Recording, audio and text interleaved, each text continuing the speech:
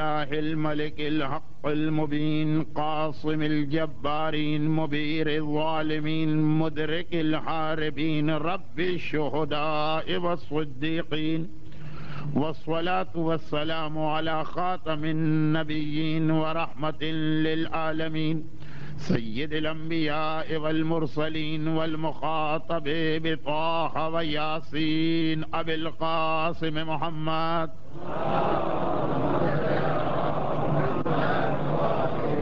وآله وأهل بيته وعطرته الطيبين الطاهرين المعصومين المظلومين المنتجبين الغر الميامين لا سيما على الإمام المنتظر والحجة الثاني عشر اللهم عجل له الفرج ولعنة الله على أعدائهم أجمعين. أما بعد فقد قال الله الحكيم في محكم كتابه الكريم بسم الله الرحمن الرحيم قل إن كنتم تحبون الله فاتبعوني يحببكم الله ويغفر لكم ذنوبكم والله غفور رحيم.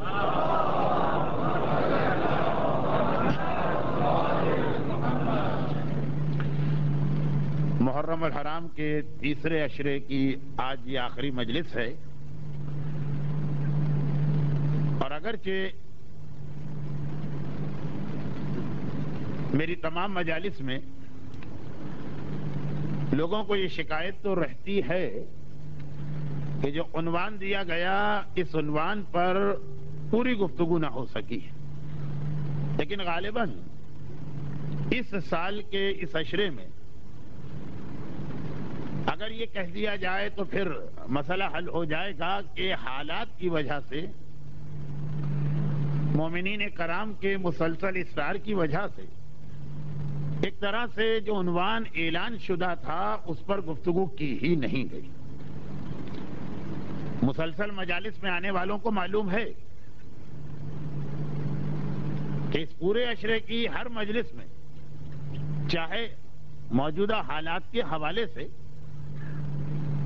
کوئی نہ کوئی پہچان، کوئی نہ کوئی نشانی، کوئی نہ کوئی علامت مومن کی بتائی جاتی رہی. ہم اپنے عنوان سے ایسا نہیں ہے کہ بالکل 100% ہٹ کے چل رہے تھے، لیکن ایک طریقہ کار ہوتا ہے اس انداز سے بات نہیں ہوئی. اور جیسا کہ میں نے 2-3 دفعہ گزارش کی یا اعلان کیا کہ فی الحال اندازہ یہ ہے کہ ایک طویل عرصے کے بعد آپ حضرات سے ملاقات ہوگی، پروردگار نے اگر زندگی دی تو اب یہ عنوان اگر پھر کبھی آپ کے سامنے آئے تو یہ نہ سمجھیے گا کہ سن 1424 ہجری کے عشرے میں تو مولانا اس پہ بات کر کے گئے، اسی کو دہرا رہے ہوں گے. نہیں، اس سال ان تقاریر کا انداز مومن امیر المومنین کی نگاہ میں اس عنوان کے حوالے سے ذرا سا مختلف رہا.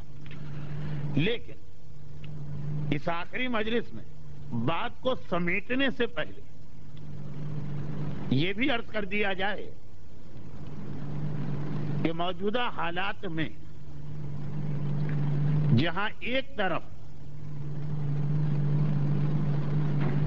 صاحبان ایمان کو یہ ایک مسئلہ پریشان کیے جا رہا ہے کہ کیا یہی واقعات اور حالات ظہور امام کی آخری نشانیوں میں ہیں. اور اسی سوال کے جواب میں گزشتہ 7-8 دن سے دے رہا ہوں. وہاں دوسری جانب بعض مومنین کے ذہنوں میں خیال بھی ہے، اور جن کے ذہن میں نہیں ہے ان کے ذہن میں یہ خیال پیدا ہونا چاہیے کہ یہ حالات جن کا تعلق ظہور سے ہو یا نہ ہو، اس میں ہماری کوئی ذمہ داری ہے کہ نہیں ہے.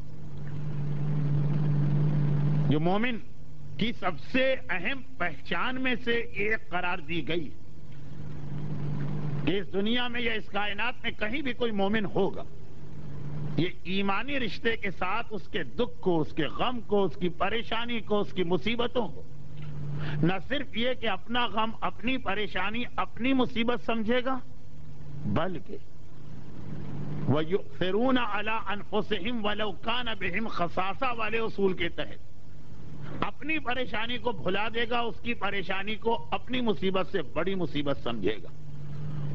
کائنات کے دور دراز کے گوشے میں رہنے والا مومن، اس سے ہمارا یہ رشتہ، اور وہ حدیث جو میں ہمیشہ اس عنوان کے تحت پڑھا کرتا ہوں، چاہے 10 سال اس عنوان پہ گفتگو ہو، ہر تقریر الگ ہو، لیکن وہ حدیث ضرور آتی ہے، اسے میں دوہرا نہیں رہا ہوں۔ اس کا دوسرا جملہ کہ مولا ہم کیسے پہچانے کہ آپ کا شیعہ کون ہے؟ کہا کہ جو اپنے مومن بھائیوں کے دکھ درد میں برابر سے ان کا شریک ہو۔ تو ہماری کیا ذمہ داری بنتی ہے؟ کیا اس وقت دنیا میں کسی بھی علاقے اور خطے میں صاحبان ایمان پریشانی میں نہیں ہے، دکھ میں نہیں ہے، مسائل و مصائب کا سامنا نہیں کر پا رہے ہیں؟ لیکن اگر ایسا ہو کہ ہم اپنے آپ کو اتنا مجبور محسوس کر رہے ہیں کہ ان کے شانہ بشانہ جا کے ان کی پریشانیوں کو دور نہیں کر پا رہے ہیں، اب پاکستان کے کسی دیہات میں یا ہندوستان کے کسی گاؤں میں کسی پہ ایک مصیبت و پریشانی آئی، فریضہ ہے کہ ہم اس کے اندر شریک ہوں، لیکن اگر کسی ایسے خطے کے مومن پر یہ پریشانی آئی کہ ہم بعض رکاوٹوں کی وجہ سے، چاہے اسے دنیاوی رکاوٹیں کہا جائے، نہیں پہنچ پا رہے ہیں۔ ایک تو بھائی شرعی رکاوٹیں ہوتی، وہاں تو قرآن کہہ دیتا ہے کہ لیس علی الاعمی حرج ولا علی المریض حرج، اندھا آدمی اگر جہاد کے لیے نہ نکلے تو کوئی بات نہیں ہے، مریض آدمی پہ جہاد ساقط۔ لیکن دنیاوی رکاوٹیں تب بھی کوئی ذمہ داری بنتی ہے۔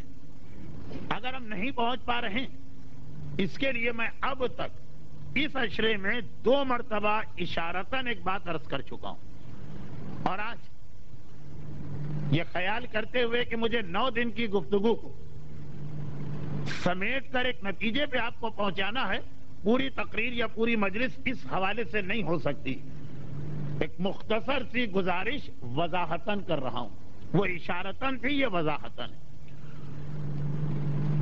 اور یہ جملہ ابھی میں نے کہا اس کو بھی میں بدل دوں۔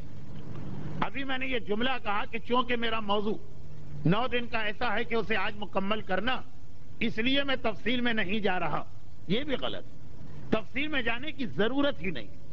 ہماری ساری ذمہ داری اتنے جامع اور واضح انداز میں صحیفہ کاملہ کی اس دعا میں آ گئی کہ اگر خالی اس دعا کو ترجمے کے ساتھ آپ پڑھ لیں تو یہ سارے سوالات آپ کے ختم ہو جائیں گے، اور آپ خالی یہ دعا پڑھ کر بھی، خاص طور پر اس دعا کے آخری حصے کی تلاوت کر کے، اپنی ان ذمہ داریوں کو ادا کر لیں گے جو دنیاوی مجبوریوں کی وجہ سے بظاہر پوری نہیں ہو پا رہی۔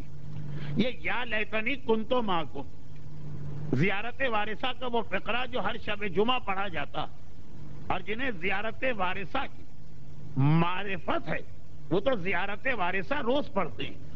یہ والا جملہ خالی ایک محاورے والا جملہ نہیں، بلکہ اس کے پیچھے جو اسلام کا ایک بہت ہی اہم فلسفہ، وہ بھی اس دعائے صحیفہ کاملہ کے آخر میں آ رہا۔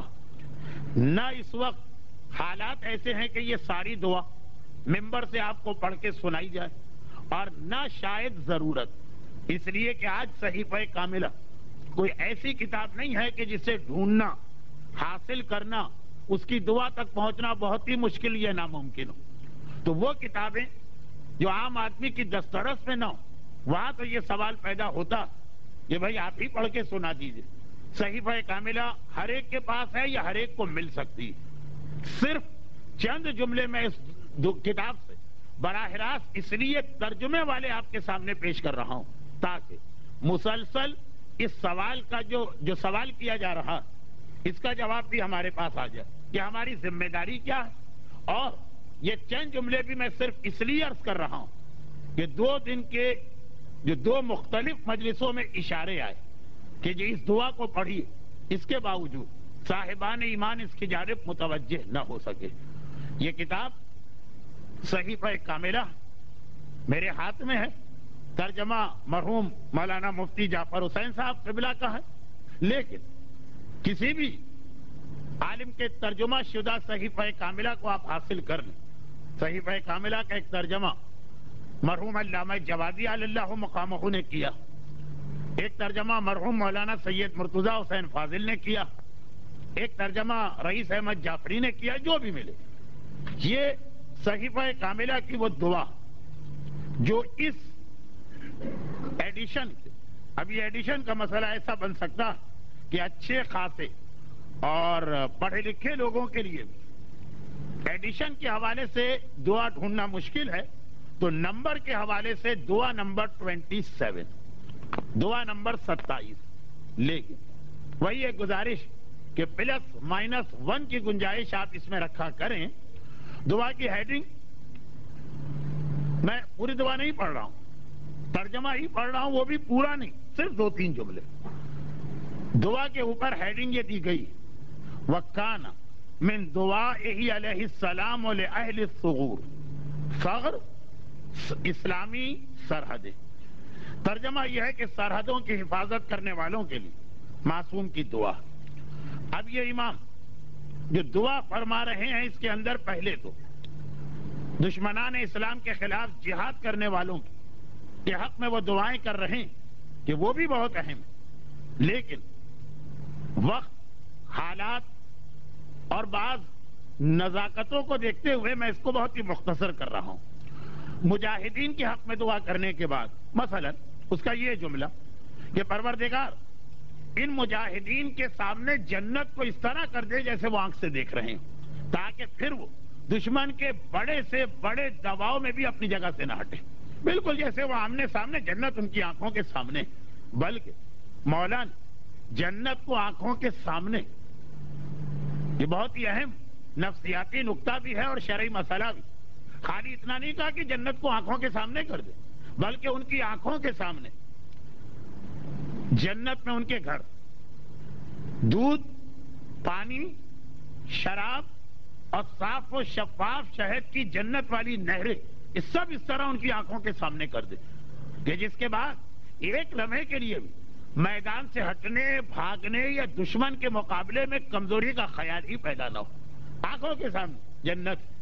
اچھا, اب یہ سارے الفاظ میں نہیں پڑھ رہا ہوں, یہ بھی جملہ جنت کے وہ پھلدار درخت اور ایسے پھلدار درخت کے جو پھلوں کی کثرت کی وجہ سے جن کی شاخیں جھکی ہوئی, یہ الفاظ مجاہدین کے لیے. اور آخری جملہ یہ کہ یہ ان کی آنکھوں کے سامنے اس لیے کر دے تاکہ ان میں سے کوئی پیٹھ پھیرانے اور دشمن کے سامنے سے بھاگنے کا خیال نہ کرے. پھر دعا کا دوسرا حصہ شروع ہوا کہ اے خدا, اب جو دشمنان اسلام سرحدوں پہ پہنچے ان کے لیے کس انداز سے امام نے جو دعا کہی.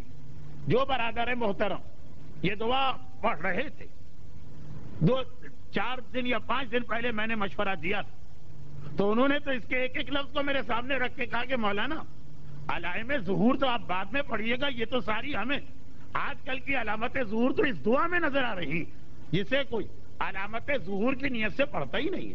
یہ تو ایک دعا کی نیت سے صحیفہ کاملہ کو اٹھایا جاتا. خیر, اب امام دشمنوں کے ہتھیار کس انداز سے دشمن کے لیے مسئلہ بنے اس کا تذکرہ کر رہے ہیں. ان کی ابھی دیکھیں جملہ, پروردگار ان کی سپلائی لائن کے سلسلے کو بار بار کاٹ دے. اب اس کے بعد ان کے دلوں میں, ابھی لشکر اسلام نے مقابلہ نہیں کیا, حالات ایسے بنا دے کہ ان کے دلوں میں دہشت پیدا ہو جائے چاروں طرف کے مناظر دیکھ کر, کیا کیا چیزیں ہیں, کیا کیا تشریح کی جائے. لیکن جیسا کہ میں نے کہا کہ مسئلہ خالی وقت کا بھی نہیں, مسئلہ موجودہ حالات میں کچھ نزاکتوں کا بھی ہے. اور واقعا جو لطف اس دعائے صحیفہ کاملہ کو رات کی تنہائی میں نماز شب کے وقت یا نماز فجر کے وقت سامنے کھول کے پڑھنے کا آتا, وہ ممبر سے بیان کر کے تفصیل اور تشریح میں وہ لطف و مزہ نہیں. یہ دعا ہے, دعا کو سننے کا اپنا ایک ماحول ہوتا. خیر, اب دیکھیے اس کے بعد آگے جملے. امام فرماتے ہیں کہ اے خدا ایسا کر دے کہ ان کی عورتیں بانجھ ہو کے رہ جائیں. خدا کرے کہ خود وہ کچھ ایسے طریقے اختیار کریں کہ پاپولیشن کم ہونے لگے, برتھ ریٹ 0 ہونے لگے, وہ بہت ساری چیزیں. جیسا میں نے کہا کہ اگر حالات کی یہ نزاکتیں یہاں پہ نہ ہوتی تو ایک پوری مجلس اس کے لیے ناکافی تھی. اے پروردگار اس کے ایسے الفاظ ہیں کہ میری سمجھ میں نہیں آتا کس کو پڑھوں اور کس کو چھوڑ دوں. اے خدا، اب یہ ایک جملہ، اور میں صرف اسی لیے یہ ایک آدھ جملہ پڑھ رہا ہوں کہ آپ حضرات کے دل میں واقعاً یہ شوق پیدا ہو کہ اس دعا کو جا کے آپ اپنے گھر میں بھی پڑھیں. اے پروردگار، جتنے بھی دشمنان دین ہیں جو میدان میں آئے ہیں اور جو میدان میں نہیں آئے، پھر امام ایک فہرست بتا رہے ہیں. اللہم وَعْمُمْ بِذَالِكَ، اے خدا یہ تباہی اور بربادی جو ابھی ابھی امام بددعا کر چکے ہیں، میں نے تو خالی بانجھ ہونے کا جملہ پڑھا، وہ آدھے صفحے کی ایک بددعا کا انداز. اے خدا اس بددعا کو پھیلا دے. اعداءک فی اقطار البلاد، دنیا میں جہاں جہاں تیرے دشمن موجود، من الہند، چاہے وہ ہندوستان کا علاقہ ہو، والروم والترک والخزر والحبش والنوبہ والزنج والثقالبہ والدیالمہ وسائر امم الشرق.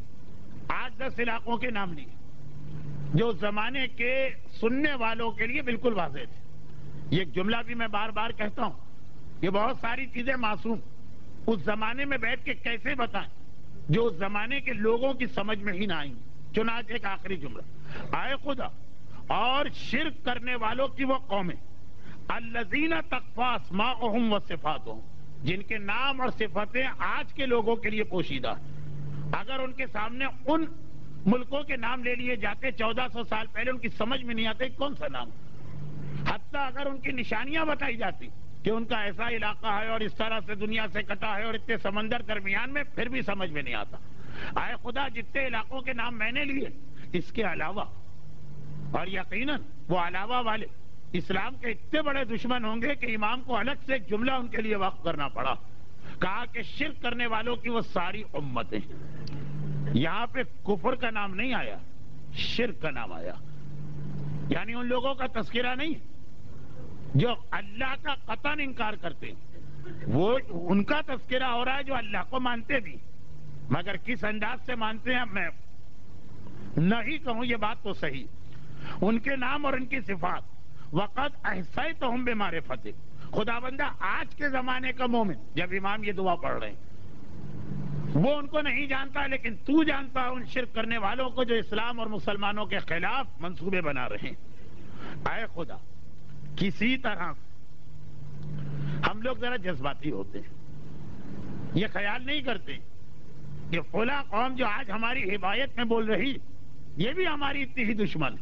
آج ان کا فائدہ ہماری حمایت میں تو ہماری حمایت کر رہے ہیں، کل وقت آئے گا تو یہی ہماری مخالفت کریں گے. اس لیے امام فرما رہے ہیں کہ اے خدا مشرکوں کو مشرکوں سے الجھا دے. اب لفظ وہ آیا کہ یہ نہیں کہا کہ مشرکوں اور مشرکوں میں جنگ کر دے. اللہم اشغل، جس میں جنگ بھی آ گیا، جس کے اندر سیاسی ڈپلومیسی بھی آ گئی، جس میں مذاکرات کا سلسلہ بھی آ گیا، جس میں پالیسی کا اختلاف بھی آ گیا. میں نے کہا نا کہ ایک ایک لفظ ایسا ہے کہ دل بھی چاہتا ہے تشریح کرو. خالی وقت کی کمی کی وجہ سے میں اسے نظر انداز نہیں کر رہا ہوں، حالات کو دیکھتے ہوئے بھی. لیکن آپ غور کر کے دعا پڑھیے گا. مشرک اور مشرکوں کو آپس میں الجھا دے، اس طرح سے الجھا دے کہ اس کے نتیجے میں مسلمان مملکتیں ان کے ظلم سے محفوظ ہو سکے. یہاں بھی امام نے لفظ جنگ نہیں کہا، ایک اور لفظ استعمال کیا، لیکن وہی بات کہ یہ تفسیر اتنی زیادہ طولانی ہو جائے گی. اے خدا، اگر دنیا کے سب سے مشہور نشریاتی ادارے کی سائٹ پر آپ جائیے تو پورے مضامین، اور چونکہ میں تو انگریزی اتنا نہیں جانتا ہوں تو اس کی اردو سائٹ، اور پھر یہ چند جملے آ رہے ہیں کہ اے خدا ان کو ایسا کر دے کہ جب یہ کوئی منصوبہ بنا تو ان کے اپنے درمیان اختلاف ہو جائے کہ منصوبہ صحیح اور غلط، جس کے نتیجے میں وہ صحیح منصوبہ بنانے سے غافل ہوتے چلے جائیں آپس کے جھگڑے کی وجہ سے، اور انہیں جنگ سے پہلے ہی ایسے حالات میں الجھا دے کہ ان کے دلوں میں بزدلی اور ڈر پیدا ہو جائے. اب میں کیا باتیں آپ کے سامنے پیش کروں اور کیا پیش نہ کروں. اس کے بعد اے خدا ان کے پانی اور کھانوں میں مختلف امراض کے جراثیم یا وبائیں اس طرح پھیلا دیں کہ وہ اس کی وجہ سے بھی میدان چھوڑ چھوڑ کے بھاگے. میں یہ جملے بیچ میں کافی جملے چھوڑتا جا رہا ہوں، میرا اپنا موضوع بھی اور حالات بھی، لیکن یہ دعا صرف اس لیے یہ چند جملے سنائے جا رہے ہیں تاکہ آپ حضرات گھر میں جا کر اس دعا کو پڑھیں، اور اگر نہیں ہے تو کسی مومن دوست سے حاصل کریں اور پھر غور کریں. اس کے بعد اب خیر وقت اتنا گزرا جا رہا کہ میں اس کے بعد کے تقریباً 2 صفحے چھوڑے دیتا ہوں. یہ دعا اس کتاب کے تقریباً 5 صفحوں پر ہے. اب اس کے آخری جملے میں اس لیے پڑھ رہا ہوں کہ ہم کیا کریں، اور فیا لیتنی کے زیارت وارثہ والے جملے کی جو کل ہر ایک پڑھے گا ایک اہمیت آپ کے سامنے آئی. اب اس کے بعد امام یہ دشمنان اسلام کے لیے مختلف پیشین گوئیاں کی. عام آدمی تو کہے گا بددعا کی کہ یہ کر دے، پانی ایسا، کھانا ایسا، لیکن جیسا میں نے کہا مومن نے کہا کہ مولانا یہ سب تو علائم ظہور یہ لگ رہے ہیں، وہ تو جن چیزوں کو آپ بتا رہے وہ تو ہمارے سر پہ سے گزری جا رہی ہیں، یہ پڑھیے. لیکن وہی میں نے کہا کہ ایسے حالات نہیں ہیں کہ اسے اس طرح سے پڑھا جائے. اس کے بعد پھر امام آخری حصے پر آ گئے کہ اب دوبارہ یہاں سے بات شروع ہوئی تھی مجاہدین اسلام، وہاں تو صرف یہ تھا کہ جنت ان کی آنکھوں کے سامنے آ جائے. زبان سے سننا اور ہے، آنکھوں سے دیکھنا اور. اب آ رہا ہے کہ اس کے بعد یہ مجاہدین کس طرح سے جہاد کریں. جہاد سے پہلے ہی دشمنان اسلام کے درمیان ایسے پرابلمز اللہ پیدا کر دے جیسا ابھی آپ نے سنا، ان کے منصوبے ٹکرا جائیں، ان مملکتوں میں اختلاف پیدا ہو جائے، ان کے پانی اور کھانے میں کچھ ایسی چیزیں آ جائیں، وہ ایسے علاقے میں جا کے پھنس جائیں کہ جنگ سے پہلے ہی ان کے دل میں خوف پیدا ہو کہ یا اللہ یہ ہم کہاں آ گئے. یہ ساری باتیں امام نے ارشاد فرمائی. اب منزل آ گئی کہ نہیں، جہاد شروع ہوا. اب جو وہاں میدان میں ان کے بارے میں امام ان کا اجر، ان کا رتبہ، ان کا طریقہ بیان کر رہے ہیں کہ کیا طریقہ ہونا چاہیے. اور اس کے بعد آخری جملہ یہ کہ اے پروردگار، جس مسلمان کو اب یہ ہو گیا باہر والے لوگوں کے لیے کہ وہ کیا کرے. اب یہ ذمہ داریاں آ رہی ہیں صحیفہ کاملہ کے حوالے سے. آج صحیفہ کاملہ کا اتنا زیادہ تذکرہ جو ہو گیا، دیکھ تو حالات ایسے ویسے، اچھا ویسے ہی ہونا چاہیے، پھر حالات ایسے، پھر یہ تیسرا والا اشرا تو کہلاتا ہی چوتھے امام کا اشرا ہے. تو اس کے اندر صحیفہ کاملہ کی معرفت کراتے ہوئے علماء ایک جملہ کہتے ہیں کہ بظاہر امام اللہ سے باتیں کر رہے ہیں، اصل میں انہی باتوں کے ذریعے سے ہر آدمی کو اس کی ذمہ داریاں یاد دلاتے ہیں. اب یہ دعائیہ جملہ ہے لیکن اس میں ہماری ذمہ داریاں آ رہی. فرماتے ہیں کہ جس مسلمان کو اسلام کی فکر پریشان کر دے. اب یہ پریشان کر دے کا ترجمہ یہ بنے گا یا تفسیر یہ بنے گی کہ ہر مسلمان کو اسلام کی فکر پریشان کرنا چاہیے کہ آج کیا ہو رہا، لیکن وہ انداز ڈائریکٹ والا اختیار نہیں کیا، دعا والا. اے اللہ، جو مسلمان اسلام کے لیے پریشان اور مشرکین کے خلاف نہیں اور مسلمانوں کے خلاف مشرکین کی فوجوں کا اتحاد اس کو غمگین کر دے. اب یہ الفاظ میں نے کہا نا، ایک ایک لفظ مجھے روکتا ہے اور مجبور کرتا ہے کہ تشریح کرو، اور پھر میں مبہم ہی رکھتا ہوں اس لیے کہ منبر کی برکتوں سے الحمدللہ ہمارا مجمع ایک اشارے کو بھی سمجھ جاتا ہے کہ امام نے کیا لفظ استعمال کیا. یہ نہیں کہا کہ مشرکین کا دباؤ غمگین کرے، مشرکین کی فوجیں جو متحد ہو کے آ رہی ہیں یہ اگر مسلمان کو غمگین کرے. یہاں تک کہ یہ تشریح طلب جملے ہیں لیکن سمجھدار مجمع کے لیے نہیں.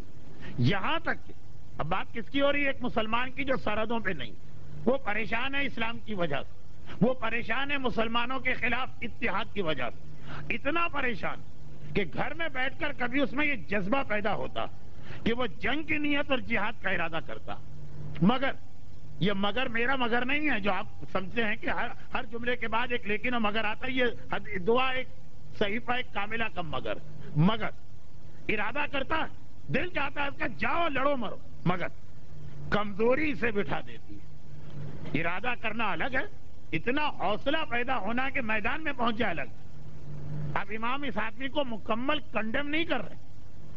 دیکھیے یہ کلام امام ہے، ورنہ تو ہونا چاہیے کہ حالت دیکھ بھی رہے اور پھر کمزوری ہے تو لانا تو ایسے مسلمان پہ، یہ نہیں کہا امام نے. فرماتے ارادہ کرتا، یعنی دل میں یہ ارادہ ضرور آنا چاہیے، مگر پھر کمزوری اسے بٹھا دیتی یا بے سر و سامانی اسے قدم نہیں اٹھانے دیتی.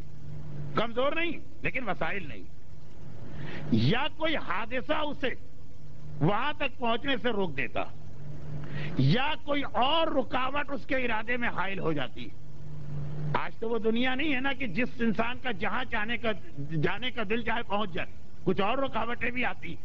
اب دیکھیے یہ چاروں جملے دنیا بھر کے باقی مسلمانوں کے لیے یقیناً ان میں سے کوئی نہ کوئی سبب بن رہا ہے کہ وہ نہیں جا پاتے، یا کمزوری، یا اسباب و وسائل نہیں، یا کوئی ایسا حادثہ اور سانحہ اس کے گھر اور خاندان میں پیش آ رہا، یا کوئی اور رکاوٹ. اب یہ کوئی اور رکاوٹ کتنی ساری چیزیں آ جاتی. پھر بھی میں پھر ایک جملہ دوہراؤں، وہ یہ ہے کہ آغاز کس بات سے ہوا کہ یہ پریشان ہے، ارادہ کرتا ہے دشمنان اسلام کے خلاف، مگر پھر گھر میں بیٹھ جاتا. امام نے یہ نہیں فرمایا کہ یہ لعنتی، امام نے یہ نہیں فرمایا یہ جہنمی، امام نے یہ نہیں فرمایا یہ اسلام اور مسلمانوں کے حق میں خائن.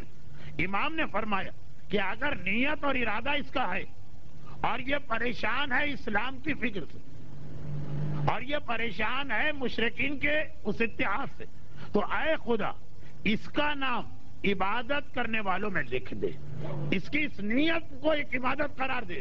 یہ جو نیت یہ کر کے بیٹھا اور اسے مجاہدوں کا ثواب عطا کر دے. اگر اتنا احساس زندہ ہے، اپنے عیش و آرام اور عیاشیوں میں اتنا نہیں کھویا ہے کہ نہ اسلام کی فکر ہو نہ مسلمانوں کی. آگے کہہ بھی رہے ہیں کہ کمزوری کی وجہ سے بھی نہیں گیا، لیکن خیال تو کیا، فیا لیتنی تو کہا، دل میں نیت تو آئی. اب سوچیے یہ عام جہاد کرنے والے کا امام یہ رتبہ بتا رہے ہیں، تو جو کربلا کے حوالے سے یہ خیال دل میں کر کے بیٹھا ہوا، کیا امام فرما رہے ہیں اس کی یہ نیت کی وجہ سے اس کا نام عابدوں میں لکھ دے کہ یہ مسلسل عبادت کر رہا، جتنی دیر اس کے دل میں یہ خیال رہتا.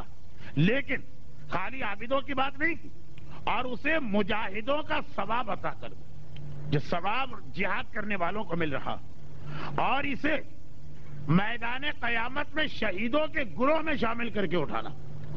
جو شہید تو نہ ہو سکا مگر اتنا وہ زندہ تھا. ایک زندگی ہوتی ہے جسم والی زندگی، ڈاکٹر چیک کرتا ہے نفس، ڈاکٹر چیک کرتا ہے دیگر چیزیں، اور ایک ہوتی ہے روح کی زندگی کہ انسان بیدار، انسان کم از کم اتنا احساس کر رہا ہو کہ چاروں طرف کیا ہو رہا. اور اس کے بعد پھر امام نے دعا کو اختتام تک پہنچایا. مگر پھر یہ عرض کرو یہ کچھ بھی نہیں، میں نے بہت ہی مختصر کر کے یہ خیال کرتے ہوئے کہ آدھی مجلس کا وقت گزر چکا. آج شب جمعہ ہوتی تو میں 1.25 گھنٹے یا 1.5 گھنٹے کی مجلس پڑھ لیتا، وہ بھی نہیں. اس لیے اتنا میں نے آپ کے سامنے اس دعا صحیفہ کاملہ کو پیش کیا. دعا نمبر 27 ہے، ہیڈنگ یہ ہوگی کہ سرحدوں کی حفاظت کرنے والوں کے لیے امام کی دعا. وہ ہیڈنگ نہیں ہوگی جو آپ ڈھونڈیں گے کہ جب جہاد شروع ہو جائے اس وقت کی دعا، میدان جنگ کی دعا، لیکن وہ جو پیغام ہے اور خاص طور پر اس کا آخری ٹکڑا ہے کہ کم سے کم اگر وہاں نہ جاؤ تو احساس، فکر، پریشانی، روح کی زندگی یہ تمہارے درمیان ہونا چاہیے. جو کربلا کے جہاد کا بھی سب سے بڑا مقصد یہی تھا کہ سوتوں کو جگایا جائے، مردوں کو زندہ کیا جائے، اور پھر اس انداز سے قیامت تک کے لیے فیا لیتنی کہہ دیا گیا. زیارت وارثہ میں فیا لیتنی آیا. اور میرا جملہ یہ ہے کہ دعا نمبر 27 صحیفہ کاملہ چوتھے امام نے اس فیا لیتنی کو سمجھایا. چنانچہ کل جب آپ فیا لیتنی کہیں تو یہ تصور ذہن میں رکھیے گا. اب میں اپنے اصل موضوع پہ آتا ہوں، مگر اس دوران درود بر محمد و آل محمد.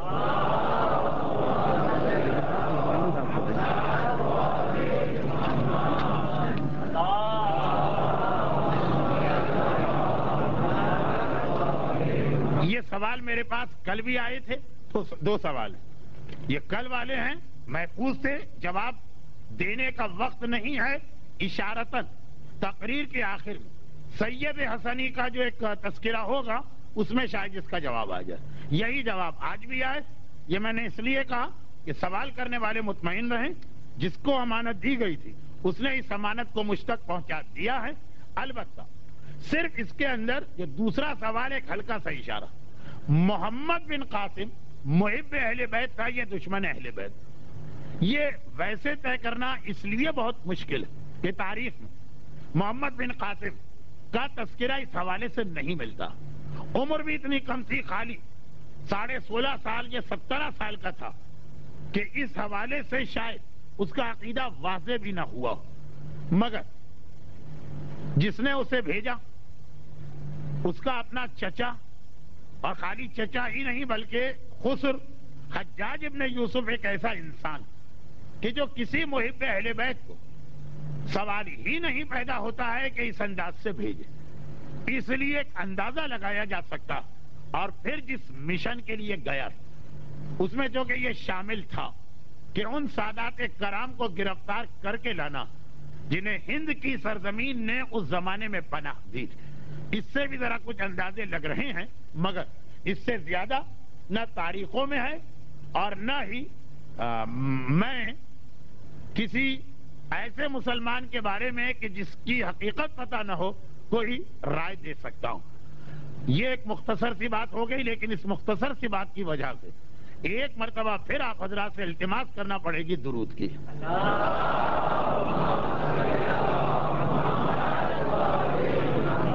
اب یہ اس لیے میں نے کہا تاکہ ہماری گفتگو گویا اس وقت شروع ہونے جا رہی، اور وہ گفتگو جس منزل پہ پہنچی تھی وہ یہ تھی کہ یہ دعائے صحیفہ کاملہ بھی گرچہ ہر دور کے دشمنان اسلام کے خلاف پڑھنے والی دعا، مگر الفاظ جب ہم دیکھتے ہیں تو بہت زیادہ ہمارا اندازہ اپنے زمانے کے مطابق ہو جاتا، اور دوسری علامت ظہور کی جب ہم دیکھتے ہیں کچھ وجوہات کی بنا پر جو بالکل واضح ہیں کہ میری مجالس میں کون سی ایسی خاص بات ہوتی، ان وجوہات کی بنا پہ گزشتہ 3 دن مومنین کرام کی تعداد کم رہی، اور آج بھی 20واں ہے، اس لیے لوگ آئے ہوئے، تو ان لوگوں کے لیے ذرا سا ربط سمجھنا مشکل ہوگا کہ میں کیا کہہ رہا ہوں، اور غالباً یہ لوگ آئے بھی میری مجلس سننے نہیں ہیں،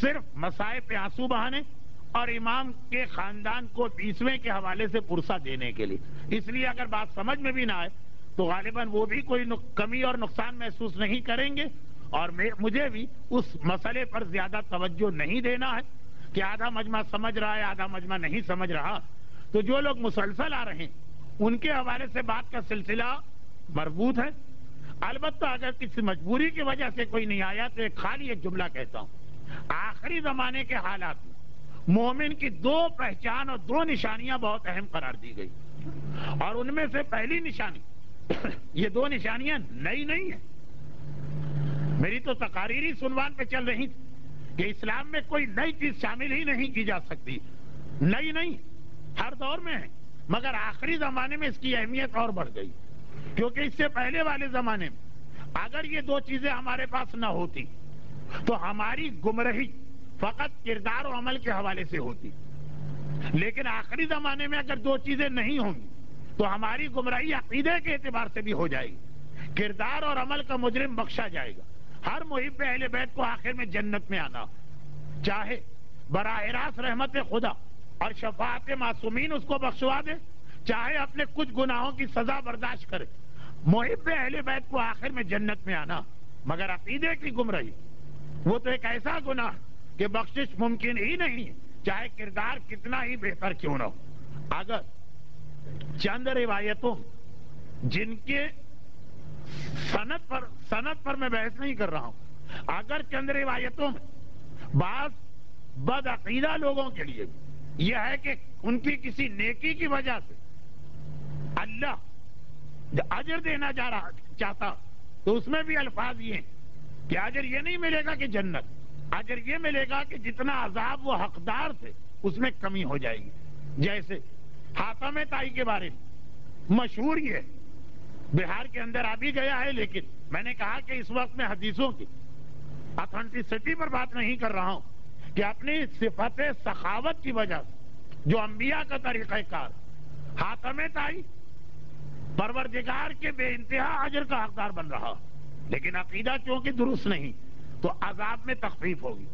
نوشیروان کے حوالے سے کہا جاتا کہ عدالت جو خدا کی اپنی صفت ہے، اگر یہ نوشیروان کے لیے ثابت عذاب میں کمی کا سبب بنے گی، تو عقیدہ چاہے، عقیدہ اگر خراب ہو گئے تو عمل چاہے کتنا ہی اچھا کیوں نہ ہو۔ آخری زمانے کا مسئلہ یہ کہ یہ دو چیزیں جو ہر دور میں مومن کو چاہیے، آخری زمانے میں زیادہ چاہیے، اور ان میں سے پہلی چیز تھی علم، معلومات۔ اور علم کے حوالے سے 7-8 دن کی گفتگو کو سمیٹ رہا ہوں، اس لیے جو لوگ اس میں حاضر نہیں تھے ذرا سا پریشان تو رہیں گے، مگر اتنا زیادہ بھی نہیں کہ علم کے حوالے سے جو ہمیں بار بار یہ بات کہی گئی کہ دیکھو کوئی نئی چیز جو شریعت میں آئے، ہر نئی چیز کو دیکھ کر گھبراؤ بھی نہیں، اور یہ مت کہو کہ بھائی ہمارے لیے تو پرانے لوگوں کا طریقہ کافی ہے، نئی چیز کو ہم قبول نہیں کریں، یہ بھی غلط۔ اور نہ ہر نئی چیز کو آنکھیں بند کر کے مان لو، یہ بھی غلط۔ آنکھیں بند کر کے مان لو، یہ وہ خواب، بشارتیں، مکاشفے، ملاقاتیں کے دعوے، یہ وہ تھا جو 3-4 دن آپ کے سامنے آیا۔ میں پھر اس بات کو عرض کروں کہ خواب سچے بھی ہوئے ہیں اور سچے بھی ہوتے ہیں۔ قرآن نے اگر حضرت ابراہیم کا خواب نقل کیا، قرآن نے اگر حضرت یوسف کا خواب نقل کیا، اور سب سے اہم قرآن نے اگر رسول اللہ کا وہ خواب نقل کیا جو ہمارے یہاں سب سے کم مشہور ہے، سورہ فتح 48 نمبر کا سورہ، اس کے اندر پیغمبر کے خواب کو ہی بنیاد بنا کر سارا سورہ نازل ہوا۔ سورہ کا ایکسس یا محور پیغمبر کا خواب، لیکن حضرت ابراہیم کا خواب کہ اسماعیل کے گلے پہ چھری ہے، ہر ایک کو یاد ہونا چاہیے، قرآنی واقعہ۔ حضرت یوسف کا خواب کہ میں نے دیکھا کہ چاند، سورج، ستارے مجھے سجدہ کر رہے ہیں، لیکن خاص ہمارے پیغمبر کا خواب۔ خیر یہ ضمنی بات ہے، اس کو میں پھیلانا نہیں چاہتا ہوں۔ تو اس میں کوئی حقیقت ہے، کوئی سچائی ہے، کوئی معنویت ہے؟ قرآن نعوذ باللہ کسی غلط بات کا اس طرح تذکرہ نہیں کرے گا۔ مکاشفے یعنی انسان کی معصومین سے ملاقات عین ممکن، بلکہ ہوئی ہے۔ تو یہ نہیں ان تقاریر کا مقصد تھا کہ یہ سب غلط، مقصد صرف یہ تھا کہ جو نئی چیز آپ کے سامنے لائی جا رہی ہے پہلے اسے ملائیے شریعت سے، جس کے لیے میں نے پرسوں ساری دلیلیں جمع کی۔ نئی چیز سے بھڑکیے بھی نہیں، نئی چیز کو آنکھیں بند کر کے قبول بھی نہ کیجیے۔ اگر وہ چیز خلاف شریعت ہے تو اسے رد کر دیجیے، مطابق شریعت ہے اس کو قبول کر لیجیے۔ یاد رکھیے یہ ساری سائنس اور ٹیکنالوجی کی ترقی آج کی اس آخری مجلس کو ماہ رمضان کی تفسیر قرآن کی آخری مجلس سے ملا رہا ہوں۔ وہ آخری مجلس یہی تو تھی نا کہ ذوالقرنین اور خضر کا واقعہ بتا رہا کہ علم اور ٹیکنالوجی میں تمہیں آگے جانا، وہ سب نئی چیزیں، اور دنیاوی معاملات میں نہیں، اس ٹیکنالوجی کو دین میں بھی لے کے آنا۔ یہ مثلا یہ لاؤڈ اسپیکر یا مائکرو فون، یہ آڈیو اور ویڈیو، یہ انٹرنیٹ وغیرہ کا استعمال، یہ دین کی تبلیغ میں بھی کتنی آسانی ہو گئی ہے اس کی وجہ سے۔ اب انسان ایک وقت میں ایک مجلس میں جا سکتا، لیکن سن وہ ساری مجلسیں سکتا ہے جو اس دبئی اور شارجہ میں ایام ازاں میں ہوئی، اسی ٹیکنالوجی کی وجہ سے۔ تو ایسا نہیں ہے جو نظریہ تھا کہ لاؤڈ اسپیکر آئے تو یہ حرام، کیونکہ رسول کے زمانے میں نہیں تھا۔ تو ہر نئی چیز کو رد بھی نہ کرو اور قبول بھی نہ کرو، پھر کیا کرو؟ پورے صراط تو ہے، لیکن یہ اتنا مشکل پورے صراط نہیں، اسے شریعت سے ملا کے دیکھو۔ چنانچہ پہلے زمانے میں بہت ہی میں بچوں جیسی مثال دے رہا ہوں، لیکن بعض اوقات بچوں جیسی مثالیں ہی کچھ لوگوں کو 90 سال کی عمر میں جا کے پتہ چلتی۔ میں نے 90 اس لیے کہا کہ میرا اندازہ ہے کہ یہاں 90 سال کا کوئی ہوگا نہیں۔ 60 سال کہتا تو جتنے 60 سال والے تھے سب کہتے مولانا نے ہمارے بارے میں یہ کہہ دیا، اور اتفاق سے اگر ان کے کسی دشمن نے کبھی مجھ سے ہاتھ میں لایا تو یہ کہا جائے گا کہ اس نے مولانا کو ہپناٹائز کیا یا برین واش کیا اور وہ پڑھ دیا۔ چلے 100 سال پتہ چلتا۔ مثلا وضو اور غسل نل سے ڈائریکٹ ہو سکتا ہے کہ نہیں ہو سکتا؟ یہ جدید زمانے کا ایک کلچر اور سویلائزیشن کی ترقی۔ آج بھی کتنے ہی لوگ خصوصاً عورتیں ایسی جو یہ سمجھتی ہیں کہ جب تک کہ بالٹی اور ڈونگے سے پانی بھر بھر کے بدن پہ نہ بہایا جائے غسل نہیں ہو سکے. حتیٰ شاور کو اگر قبول بھی کر لیا گیا تو مسلم شاور یا ٹیلی فونک شاور کا مسئلہ آج بھی بار بار پوچھا جاتا کہ مولانا کیا اس سے غسل درست و صحیح ہے؟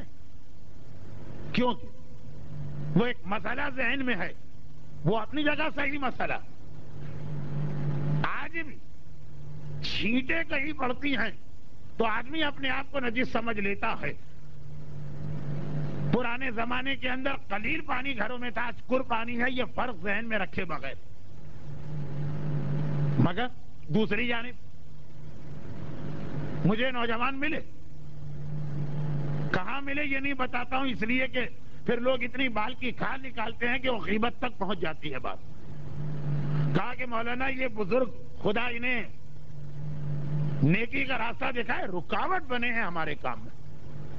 ہم جو پبلک کے فائدے کے لیے دینی کام، ایک مسجد اور امام باڑے کے اندر یہ مسئلہ چل رہا تھا، کرنا چاہتے یہ اس کے اندر تعاون کرنا تو درکنار، چپ چاپ ایک کونے میں بیٹھ بھی نہیں جاتے، ہر چیز کے اندر یہ ٹانگ اڑاتے ہیں اور اڑنگے لگاتے ہیں اور منع کرتے ہیں. اب وہ کس بات پہ اتنی بحث ہو رہی تھی؟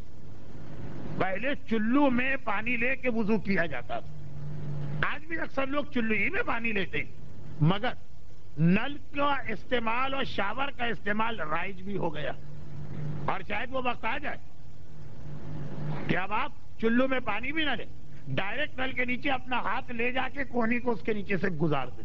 وہ نئی چیزیں ہیں لیکن شریعت میں اس کی اجازت ہے ایک حد تک. اب اس کو یہ بڑھا رہے ہیں، کہہ رہے دنیا اتنی ترقی کر گئی، آج ہر چیز فیسلٹی والی ہے. یہ لوگ اتنا پرابلم کیوں کر رہے ہیں؟ اور پھر وہ دو چار مثالیں جو ہر ایک کو یاد کہ جی دیکھیے جب لاؤڈ اسپیکر آیا تھا تو پرانے زمانے کے بزرگوں نے کہا تھا اس پہ نماز جماعت نہیں ہو سکتی. آج ہر عالم پہلا سوال یہ کرتا ہے کہ لاؤڈ اسپیکر کہاں سے منگوایا، اچھا ہے کہ اچھا نہیں ہے، اس کے بغیر مجلس نہیں پڑھتے. پہلے انہی لوگوں نے منع کیا. تصویر آئی تھی تو پہلے کہا تھا یہ حرام. آج جب تک کہ ویڈیو ریکارڈنگ نہ ہو عالم حدیث سے کسا پڑھنے کو تیار نہیں ہوتا. اب یہ جو بدتمیزی والے جملے ہوتے ہیں. اچھا خیر، میں نے کہا کہ اتنے جلے بھونے بیٹھے کس بات پر ہیں آپ کہ 100 سال کی تاریخ آپ نے کھول دی. کہا کہ ہم نے امام باڑے کے لیے بہت اچھا ایک سسٹم بنایا تھا وضو کا، مگر انہوں نے کہا کہ یہ غلط. اور وہ سسٹم یہ تھا کہ جن علاقوں میں یہ بات ہو رہی وہاں ہر چیز میں ایک دستور ہی آ گیا کہ کوائن آپریٹڈ مشین. اب کون جائے بقالے کے اندر اور پیپسی خریدے، ایک درہم ڈالا اور مثلا وہ پیپسی کا کین نکل کے آ گیا.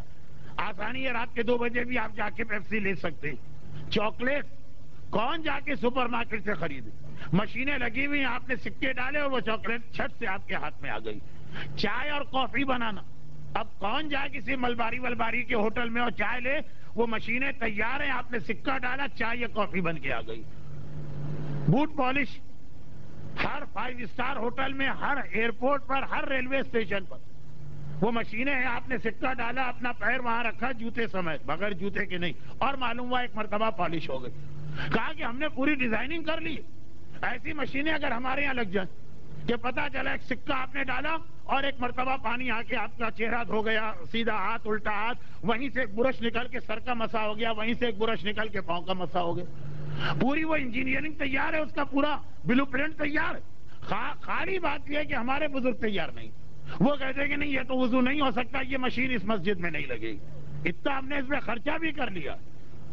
لیکن دیکھیے اب وہ والی بیسن، شاور، میں نے کہا نا میں بہت بچوں جیسی مثالوں سے بات کر رہا ہوں، لیکن ابھی بات بہت آگے جائے گی. وہاں پہ نئی چیزیں آ رہی ہیں، وہاں جو مخالفت کر رہا ہے وہ غلط، یہاں جو نئی چیز آ رہی جو مخالفت کر رہا ہے وہ بالکل صحیح. اس لیے کہ ہر آدمی جانتا کہ وضو اپنے ہاتھ سے کرنا ہے.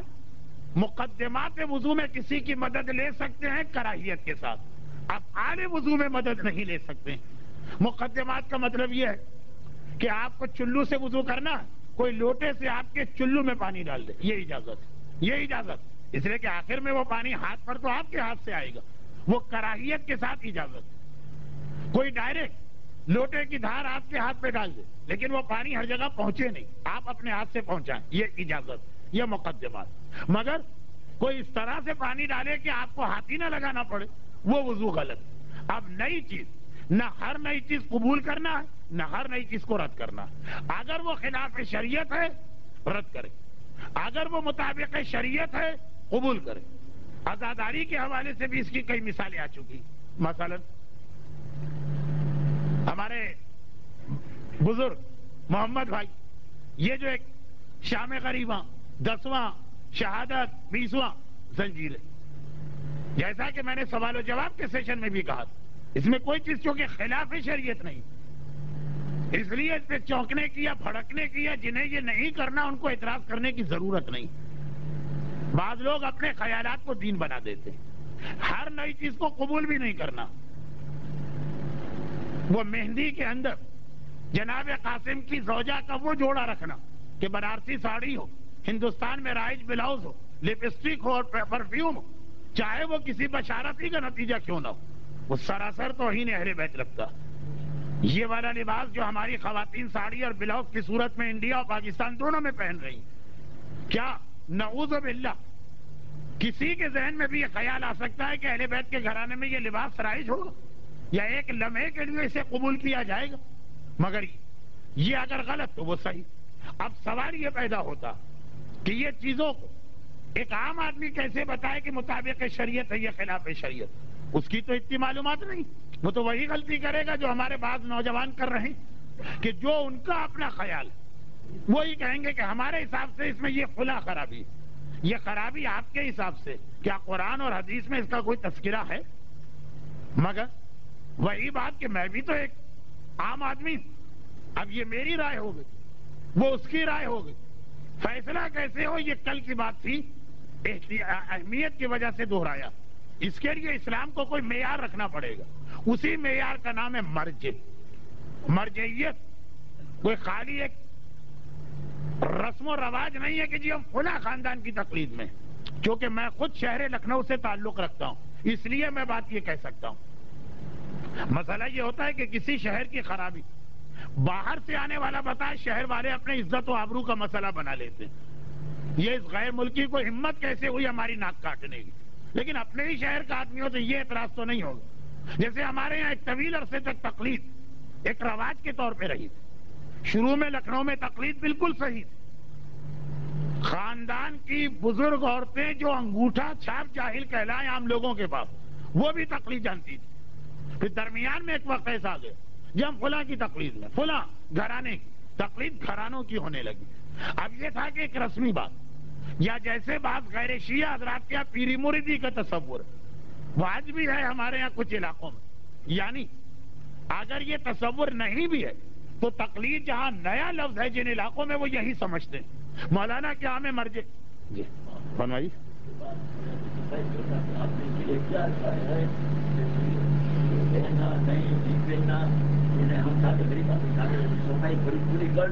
نہیں محمد بھائی جو مجلس کا انداز ہے اس کو باقی رکھیے.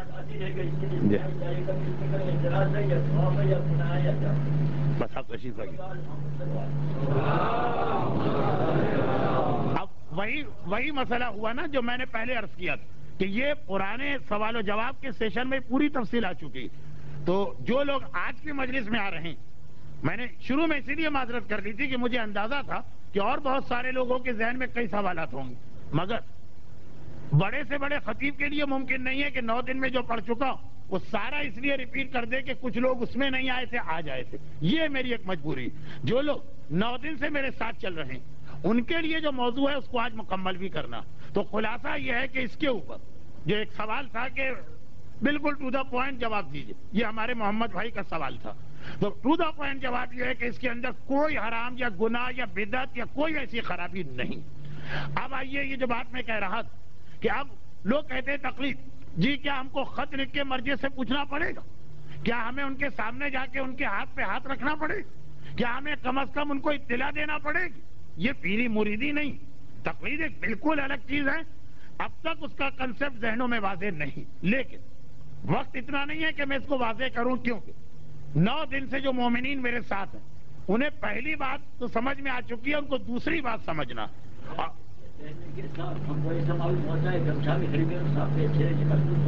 بالکل ہو سکتا ہے.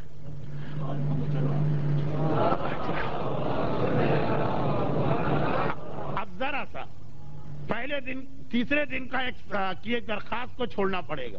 تیسرے دن کی درخواست تھی مولانا ذرا آہستہ آہستہ تقریر کریں سمجھ میں آئے. اب مجھے ذرا سی رفتار بڑھانا ہے اور میں اپنی جانب سے بھی آپ حضرات کے شکر گزار کہ ایسی سیدھی سادی خشک سپاٹ بے رنگ بے مزہ مجالس میں الحمدللہ پورا عشرہ مومنین کرام آتے رہے. اور جو آخری 3 دن میں مجمع کم رہا وہ بھی اتنا کم نہیں تھا کہ ہم یہ کہیں کہ یہ ہال نہیں بھرتا. اور میں انتظامیہ کی جانب سے بھی آپ کا شکر گزار ہوں. کبھی آپ سوچئے کہ اس علاقے میں اور انتظامیہ کے افراد جن کو آپ جانتے اتنے بے وسائل افراد کس انداز سے کس بھرپور طریقے سے اس امام بارگاہ علی رضا عزاداری کو جمایا گیا. مسلسل 68 دن کے مجلسیں رمضان کے پروگرام سارا سال یہ کیسے ممکن ہے؟ یہ ان کی نیت کے خلوص کے ساتھ آپ حضرات کا تعاون ہے. اور یہی تعاون اگر جاری رہے تو دعائے صحیفہ کاملہ کے الفاظ آپ نے سنے کہ یہاں تو خالی نیت کے اوپر پورا ثواب دلوا دیا جاتا ہے.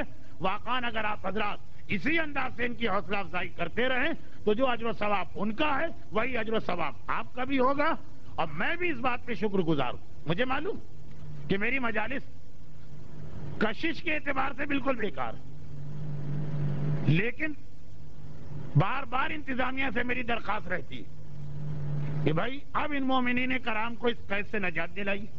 چلے 2-4 سال کا ہی گیپ دے دے تاکہ ذرا یہ فریش ہو جائیں. وہ انتظامیہ نہیں مانتی ہے. تو جہاں آپ ان کے ساتھ اتنا تعاون کرتے ہیں، مالی تعاون، ایک اخلاقی تعاون، ایک کام کاج کے حوالے سے ضرورت پڑے وہ تعاون، تو یہ ایک تعاون آپ میرے ساتھ کیجئے اور ان تک یہ میری درخواست کو باقاعدہ اپنے دباؤ کے ساتھ پہنچائیے. میں واپس اپنے موضوع کو مکمل کر دوں، وقت گزرا جا رہا.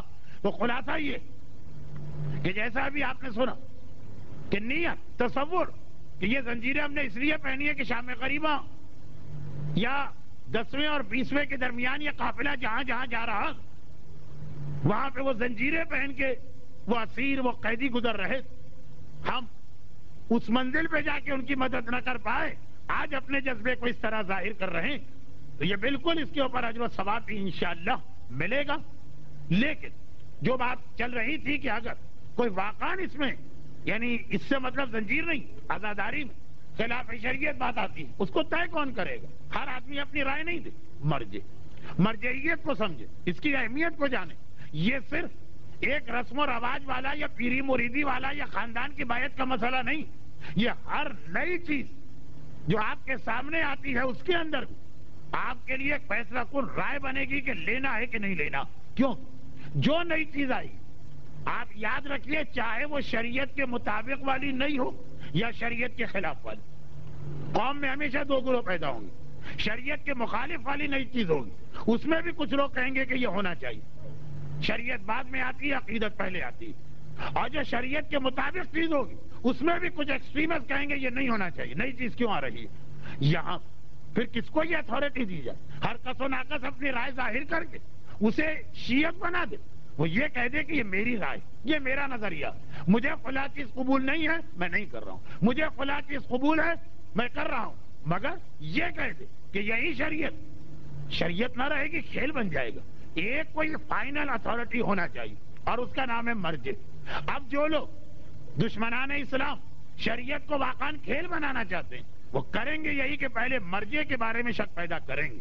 اور اسی منزل پر ایک بات میں اور عرض کروں، وہ یہ مرجع ہی کے حوالے سے یہ بات ہو سکتی تھی، لیکن میں اب آپ کے حوالے سے بھی کہہ رہا ہوں کہ اسلام نے جہاں ہمیں علم حاصل کرنے پہ اتنا زور دیا، وہاں پر علم کے بعد حکمت کا لفظ بھی آیا. چاہے قرآن کریم کی مشہور ترین آیتوں میں سے ایک کی میں تلاوت کروں یا پیغمبر کی مشہور ترین حدیثوں میں سے ایک کی تلاوت کروں.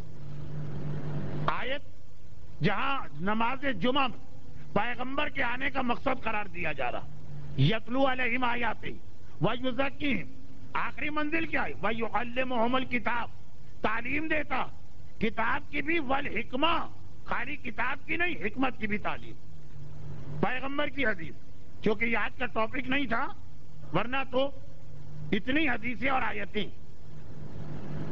من اوتی الحکمہ فقط اوتیا خیرن کثیرا، جسے حکمت دی گئی ہے اسے خیر کثیر ملا. علم نہیں، علم کے بعد حکمت. انا مدینۃ العلم والی بابوہا وانا دار الحکمت والی بابوہا. آدھی حدیث پڑھی جاتی ہے اس لیے کہ اس سے ہی مقصد حاصل ہو جاتا، لیکن پوری حدیث یہ کہ میں علم کا شہر ہوں، علی اس کا دروازہ، اور میں حکمت کا گھر ہوں اور علی اس کا دروازہ. اور کیا الفاظ پیغمبر نے استعمال کیے. علم کے لیے شہر کہا، حکمت کے لیے گھر کہا. قابل غور ہے، لیکن اس وقت ٹائم نہیں ہے تو میں اپنی بات کو سمیٹ کے علم کے بعد حکمت پر بھی اتنا ہی زور دیا گیا. ہے کیا ان دونوں میں فرق؟ صرف ایک جملے میں عرض کر رہا ہوں، اور اس کے لیے آپ سے معذرت چاہ رہا ہوں کہ جملہ جو میں کہہ رہا ہوں اس کی دلیل ہونی چاہیے، مگر آپ اس وقت مجھے دلیل سے اس لیے معاف کریں کہ اختتام تک کا پیغام وہ زیادہ اہم. علم کوئی چیز سیکھ لینا اور جان لینا، حکمت پھر اسے استعمال کرنے کا طریقہ بتاؤ. علم تو بہت سے لوگوں کے پاس ہے، کیسے اس علم کو استعمال کیا جائے گا، کہاں پہ استعمال کیا جائے گا. یعنی علم میں ذرا سا مفہوم، پورا نہیں، ذرا سا مفہوم ہے، سامنے کوئی چیز دیکھ کے سمجھ لینا. حکمت کا مطلب یہ اس کی گہرائی میں اتر کر، ان ڈیپتھ پہ جا کر اس کے پیچھے چھپے ہوئے پیغام کو بھی سمجھنا. اور دجال اور آخری زمانے کے حوالے سے مومن کو سب سے زیادہ یہی پیغام دیا گیا. دجال جنت لائے گا، نظر آ رہی، معلوم ہو گیا اس کے پاس جنت، یہ علم. مگر یہ جنت کے پیچھے کیا ہے، جہنم چھپی ہے، یہ حکمت، یہ مومن کو سمجھنا. اسی طرح سے دجال جہنم لائے گا، وہ نظر آ گیا جہنم، یہ سانپ، یہ بچھو، یہ آگ، یہ کانٹے دار گاڑیاں نظر آ رہا، یہ علم. مگر حقیقت میں اس کے پیچھے کیا ہے، وہ حکمت. تو دجال کی جنت و جہنم بھی خدا معلوم اسی انداز سے ہے، یا وہ بھی ایک سمبولک لینگویج ہے کہ دجال کا مقابلہ وہ کرے گا جو علم بھی رکھتا ہوگا، حکمت بھی رکھتا ہوگا. یہ لفظ یہاں کیوں آ گیا؟ یہ اس لیے آیا کہ اب مرجعیت کے حوالے سے بھی، عالم کے حوالے سے، علم کے حوالے سے بھی دو طریقے اختیار کیے. ایک ان کی مخالفت، اور دوسرا یہ ہے کہ جو مرجع نہیں ہے اسے مرجع کے نام سے، اور جو عالم نہیں ہے اسے عالم کے نام سے مشہور کرنا. ہمارے یہاں لوگوں کی وہی دو قسمیں جو دونوں غلط ہے، بیچ والی ہونی چاہیے. ایک اتنے خوش عقیدہ ہوتے ہیں کہ جو بھی مرجع کے نام سے کتاب چھپ گئی، اخبار میں نام آ گیا، کسی نے بتا دیا، اور جو بھی عالم کے لباس میں سامنے آ گیا وہی تو عالم ہے، کچھ نہ کہنا، ہر ایک کا ہاتھ چوما جاتا، ہر ایک کی سے عقیدت کی جاتی ہے. یہ خوش عقیدہ ہونے کی انتہا. اور دوسرے وہ لوگ ہیں جو اتنے بد عقیدہ کہ عالم باعمل ہو، مقدس و متقی ہو، حق بات کہہ رہا ہو، مرجع صحیح مرجع ہو، وہ ایک ہی لاٹھی سے سب کو ہانکتے ہیں کہ جی یہ امامہ پہننے والوں کے چکر میں نہ آنا. ارے یہ جو لوگ ہیں ہمارے سامنے کچھ ہیں، اور خلوت میں کچھ عجیب عجیب جملے اور محاورے جو میرے پاس ضرورت نہیں ہے مجھے ان کی تفصیل میں جانے. دونوں غلط. درمیان مرجع وہ ہو جو صحیح مرجع، عالم وہ ہو جو صحیح عالم. کم از کم مومن میں اتنی پہچان ہونا چاہیے. وہ ساری شریعت کو نہیں جان سکتا، اس کے لیے مرجع کے پاس جائے گا، اور مرجع کے بھی فتوے کو سمجھنے کے لیے عالم کے پاس آئے گا. مگر کم از کم مومن میں یہ صلاحیت ہونا چاہیے کہ وہ یہ پہچان سکے کہ اتنوں میں صحیح کون ہے اور غلط کون ہے. اس لیے کہ عالم باعمل اگر ایک نبی کی طرح اپنے علاقے میں رحمت لاتا تو عالم بے عمل علماء سو یزید کے لشکر سے زیادہ صاحبان ایمان کو نقصان پہنچاتے. یہ امام ہی کا جملہ. راوی نے تڑپ کے کہا مولا یہ کیسے ممکن؟ کہا یزید کے لشکر جان، مال، اولاد قیدی بنایا، زنجیریں پہنا، یہی کیا تھا، ایمان کو ختم نہ کر سکا. لیکن عالم سو صاحبان ایمان کے ایمان کا خاتمہ کر دیتا. یہ زیادہ بڑا نقصان. 11ویں امام کی حدیث ہے جو غیبت میں جانے سے پہلے کا آخری امام. تو کہا کہ مومن پوری شریعت کو نہیں جانتا، نہ جان سکتا، اس کے لیے اس کو رجوع کرنا، مگر اتنی صلاحیت. اور یہ بھی آج کل کے زمانے میں، ورنہ معصومین کے زمانے میں تو مومن سے یہ ڈیمانڈ کی جاتی تھی کہ اتنی صلاحیت ہو کہ امام کو پہچان سکو. آج تو مرجی اور غیر مرجی، عالم صحیح اور غلط میں ہم کو پہچاننا ہوتا، ہم چکرا جاتے ہیں. اس زمانے میں امام کو پہچاننا ہوتا تھا. چنانچہ کیسا ہونا چاہیے ایک مومن کو؟ حکمت. یہ دوسری چیز کہ سامنے والی چیز کے اوپر بھروسہ نہ کرے، اس کی گہرائی میں بھی جائے. چھوٹا سا واقعہ، ابو بصیر کوفے کی مسجد میں بیٹھے. یہ واقعہ کس آدمی نے نقل کیا؟ جو شتیتا والی روایت کراوی. شتیتا کا خمس لے کے جو چلا تھا اور مدینے بعد میں گیا تھا، پہلے کوفہ پہنچا تھا اور وہیں جا کے یہ پرابلم ہوا تھا. وہ راوی کہہ رہا کہ ابو بصیر سے ملاقات کے لیے گیا. نیشاپور سے مدینے کے راستے میں کوفہ آتا اور کوفے کے اطراف میں وہ ساری زیارتیں کہ مومن یہ زیارتیں ترک کر کے تو مدینے جا ہی نہیں سکتا. رک گئے کربلا، نجف، کاظمین، سامرہ، مسجد کوفہ میں دیکھا کہ 5ویں اور 6ٹھے امام کا صحابی، 5ویں سے سلسلہ شروع ہوا 6ٹھے تک پہنچا. یہ اتنا طویل زمانہ تھا کہ بہت ہی بوڑھے ہو گئے تھے. یہاں تک کہ سر، داڑھی، بھووں کے بال سفید، آنکھوں کے پپوٹے آنکھوں پہ لٹک آئے تھے، انگلیوں سے اٹھا کے بات کرتے تھے. میں جا کے ملا، امام نے ان کی تعریف بھی اتنی کی، ابو بصیر کا اتنا رتبہ بتایا کہ ان کی زیارت کو ثواب قرار دیا. تو میں گیا، ملاقات کی. جیسے ہر زائر جب نجف و کربلا جاتا ہے مرج وقت سے ملتا. یہ سلسلہ امام نے قائم کیا. مگر اسی دوران میں نے دیکھا کہ ایک اونٹنی سوار تیزی سے اونٹنی دوڑاتا ہوا تھا اور مسجد کوفہ کے دروازے پہ اونٹنی کو بٹھا کر اس طرح بھاگا چلا رہا کہ نہ اسے سامان کی فکر، نہ اونٹ کا خیال. ایسا لگ رہا بہت پریشان. کہا اے ابو بصیر، غضب ہو گیا، میں مدینے سے آ رہا ہوں. ہمارے آقا اور مولا صادق آل محمد امام جعفر صادق علیہ الصلوۃ والسلام. اب جو سوالات مجلس کے بیچ میں آتے جائیں گے اس کا جواب میں نہیں دے سکتا ہوں، میرا اپنا موضوع. تو گزارش یہ ہے کہ میرے بعد بھی یہ سلسلہ 68 دن تو مسلسل چلے گا. بعد میں دریافت کر لیجیے آخری جملے. بالکل منزل مصائب قریب آ رہی، کئی باتیں چھوڑنا پڑ رہی ہیں، لیکن یہ 2 باتیں سن لیں. غضب ہو گیا، امام زہر دے کے شہید کر دیے گئے. ابو بصیر آنکھوں سے آنسو جاری ہوئے. فوراً اسی وقت شہادت امام کی خبر آئے تو مومن کی کیا کیفیت ہوگی.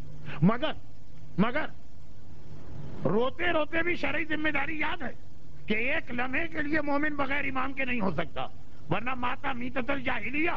یہ کہا کہ یہ بتاؤ امام کے وصیت نامے میں اپنے بعد کس کا نام آیا.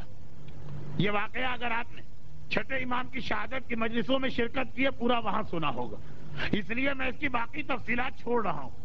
جملہ میں اس لیے کہہ رہا ہوں کہ ایک آدھ چیز پہ آپ کو اعتراض ہوگا، لیکن ٹائم نہیں.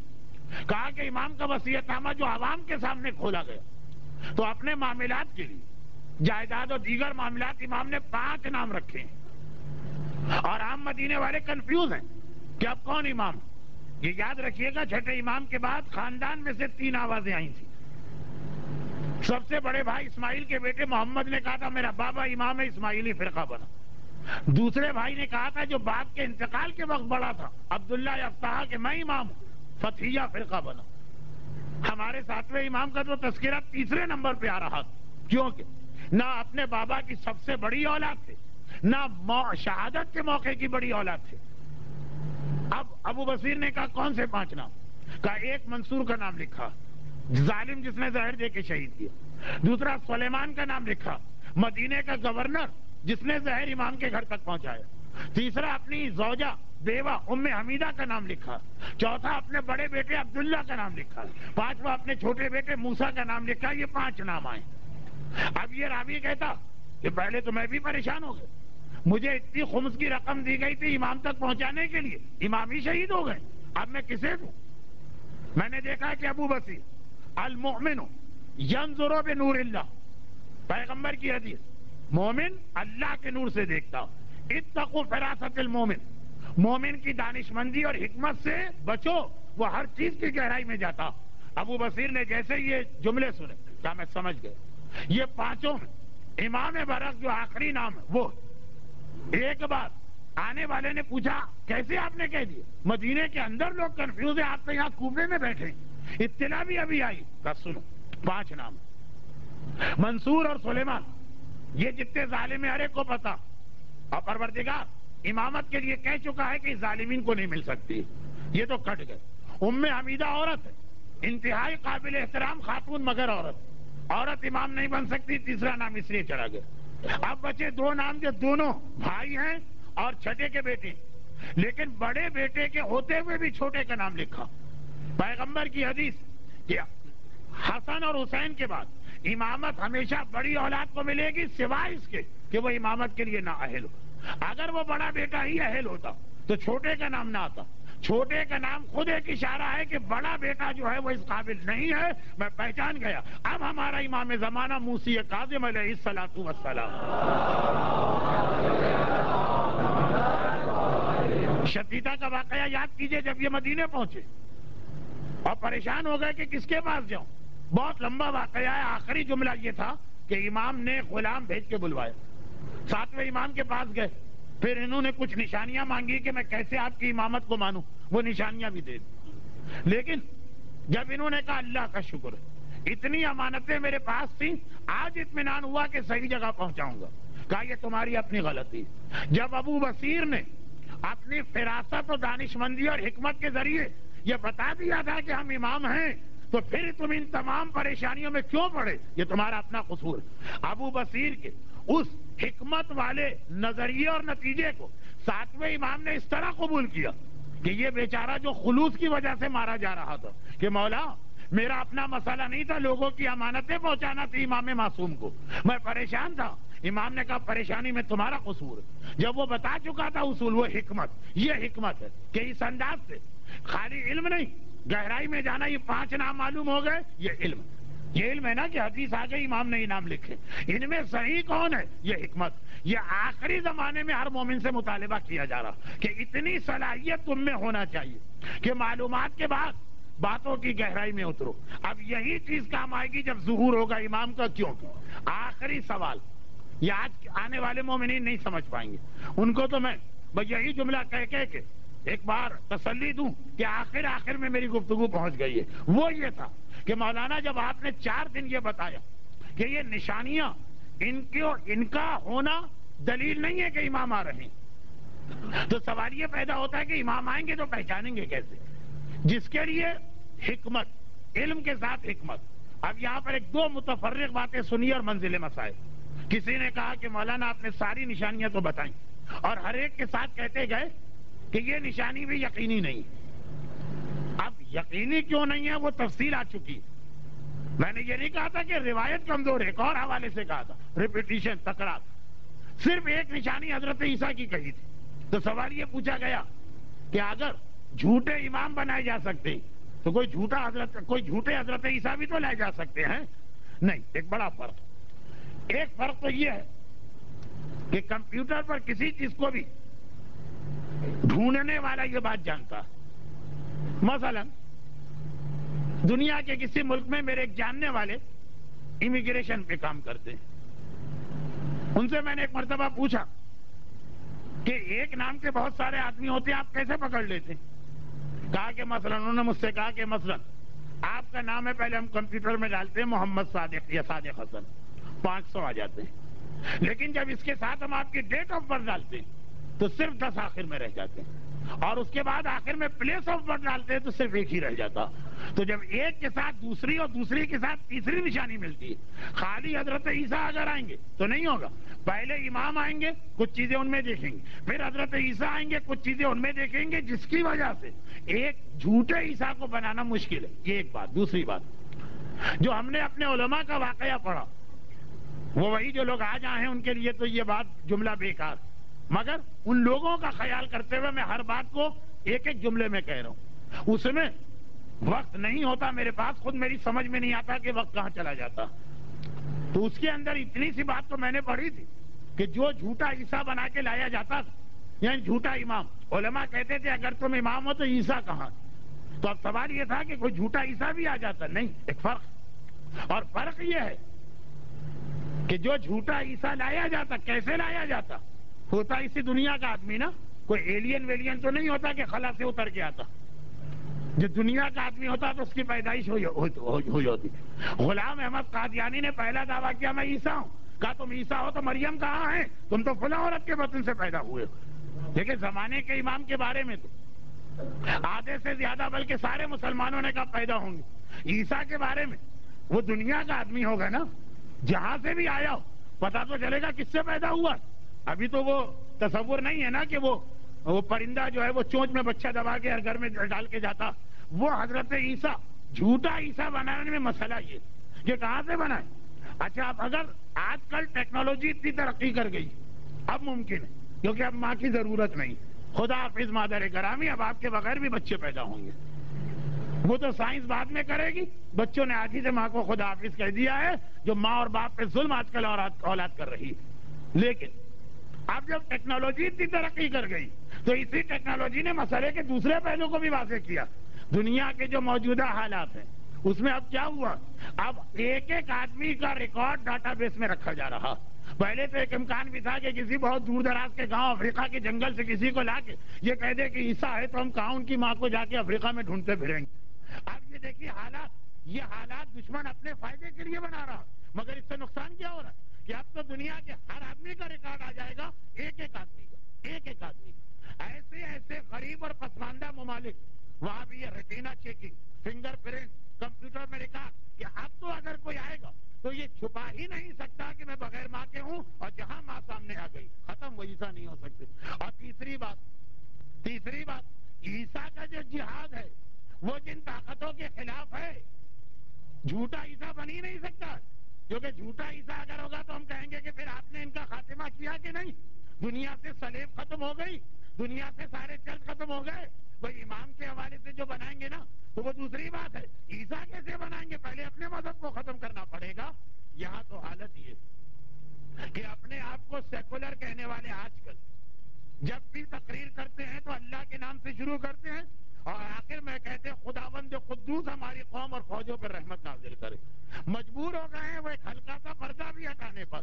یہ میں بہت مختصر بات کر رہا ہوں, مگر اتنا ضرور کہ مومن کے پاس یہ ساری معلومات ہونا چاہیے. ایسا نہ ہو کہ کسی نے آ کے کہا میں عیسیٰ ہوں تو وہ مریم والا نقطہ ہی ذہن میں نہ آئے مان لے. نہیں, یہ اتنا معلومات جس کو آج کل انگریزی میں کہتے ہیں اویئرنیس, اتنی آگاہی ہونا چاہیے. اور اسی حوالے سے بس آخری بات وہ یہ کہ اگر کوئی امام کو پہچان کر پھر خدمت امام میں فوراً نہ جائے, یہ بہت اہم جملہ ہے, پوری ایک مجلس چاہتا, مگر ایک جملہ بھی کافی. اگر کوئی امام کو پہچان لے کہ یہ امام ہے اور پھر نہ جائے, وہ گناہگار, وہ گیا, گمراہ ہو گیا. لیکن اگر کوئی امام کے آنے کے بعد بھی, توجہ سے سنیں, امام کے آنے کے بعد بھی اس لیے کچھ عرصے گھر میں بیٹھے کہ ابھی یہ فیصلہ نہیں ہو پا رہا یہ امام ہے کہ نہیں, پہچان لیا امام ہے اور پھر ایک سیکنڈ بھی گھر میں بیٹھا, گیا یہ بیڑا غرق اس کا. لیکن اگر ابھی امام کو نہیں پہچانا, کنفیوز ہے, اس میں کچھ انتظار کرے, کوئی اس میں حرج نہیں. اور امام کے پاس جا کر اگر کوئی یہ مطالبہ کرے کہ چونکہ اس سے پہلے بہت سارے جھوٹے آئے تو آپ ہمیں کنونس کیجئے, پھر ہم آپ کی امامت کو مانیں گے, یہ توہین آمیز مطالبہ بھی نہیں. چنانچہ روایتوں میں ہے, مقدس اربیلی کی کتاب غالباً انوار معرفت کے نام سے ترجمہ اردو میں ہوا, اس کا آخری صفحہ دیکھیے. پوری ایک روایت کہ ایک آدمی آ کر کہے گا میں آپ کو امام کب مانوں گا جب آپ یہ معجزات دکھائیں گے. اس کا مطالبہ ہے, امام وہ بات کریں گے. لیکن اہم ترین بات اس میں یہ کہ ہندوستان اور پاکستان کے مومنین جو کہ وہ مکے سے اتنا دور ہے کہ وہ فیصلہ نہیں کر پائیں گے کہ جو اعلان ہوا یہ امام ہے کہ نہیں ہے, وہ اپنے علاقے میں رہیں گے اور ان کا یہ رہنا ان کو گمراہ نہیں کرے گا. لوگ کہتے مولانا 313 میں تو کوئی نام ہی نہیں ملتا کراچی کا, نہ لاہور کا, نہ حیدرآباد کا, نہ لکھنؤ کا, وہ تو سارے اسی علاقے کے نام ہیں, اور اگر اس سے ہٹ کر بھی ہیں تو زیادہ تر عرب علاقے.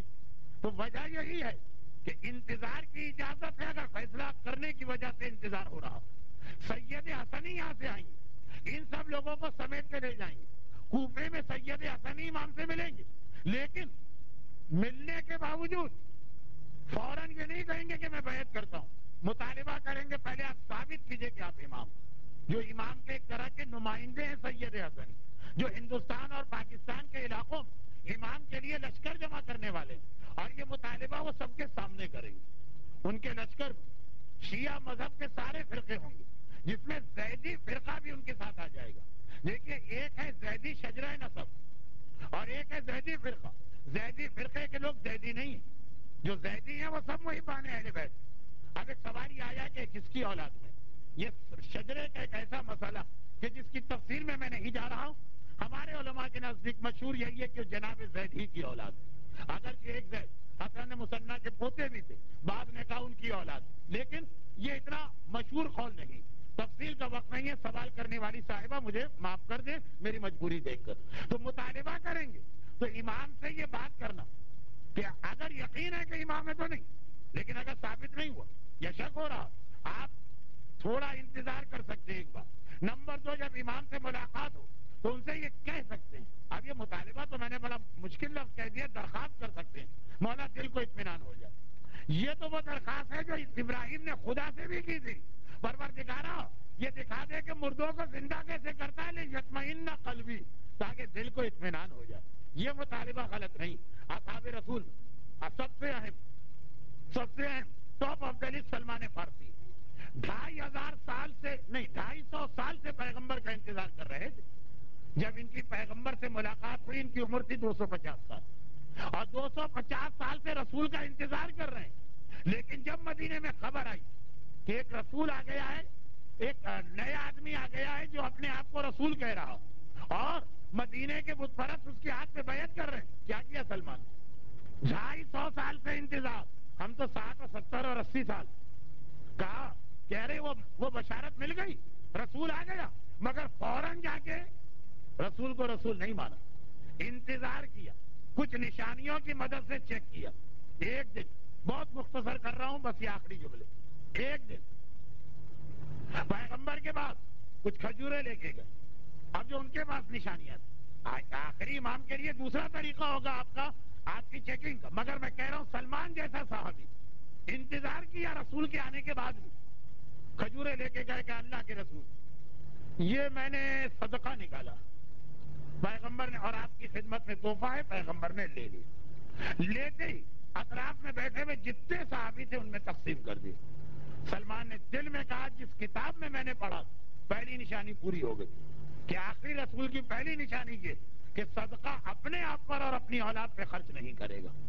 اگلے مہینے گئے، ان کا آقا ان کو مہینے میں ایک چھٹی دیتا، یہ مدینے سے باہر، اور اب گئے پیغمبر کے بعد وہی کھجورے لے کر. اللہ کے رسول یہ میری پاک پاکیزہ کمائی سے ایک تحفہ ہے آپ کے لیے. اب وہی سارے اصحاب بیٹھے ہوئے جنہیں پچھلے مہینے کھجورے ملی.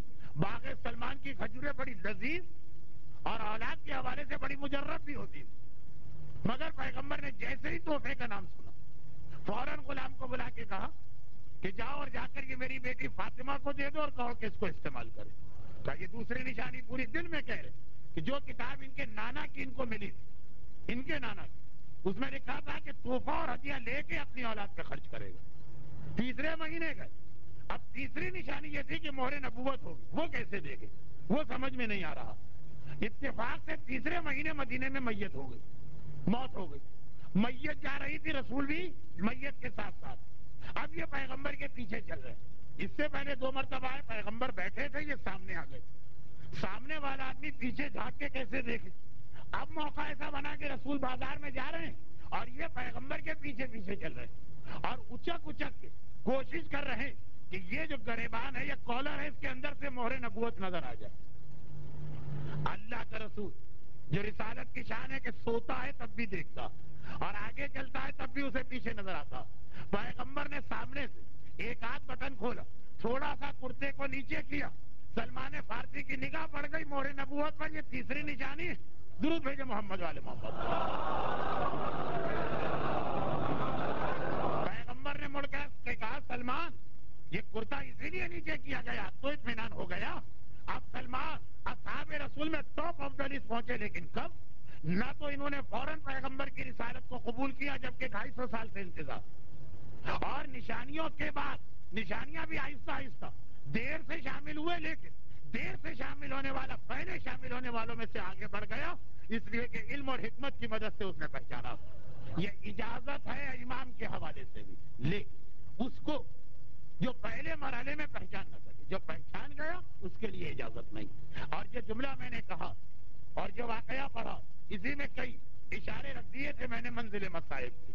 اور تو اور اب اس سے بڑھ کر مثال کیا پیش کی جائے کہ آخری وقت میں آنے والا انتظار میں تھا جب آخری وقت میں فیصلہ کیا، وہ آنے والا اس طرح سے حر ابن یزید ریاحی بن گیا کہ بے ابی و امی، ہر شب جمعہ ہم کہتے ہیں میرے ماں باپ آپ پہ قربان.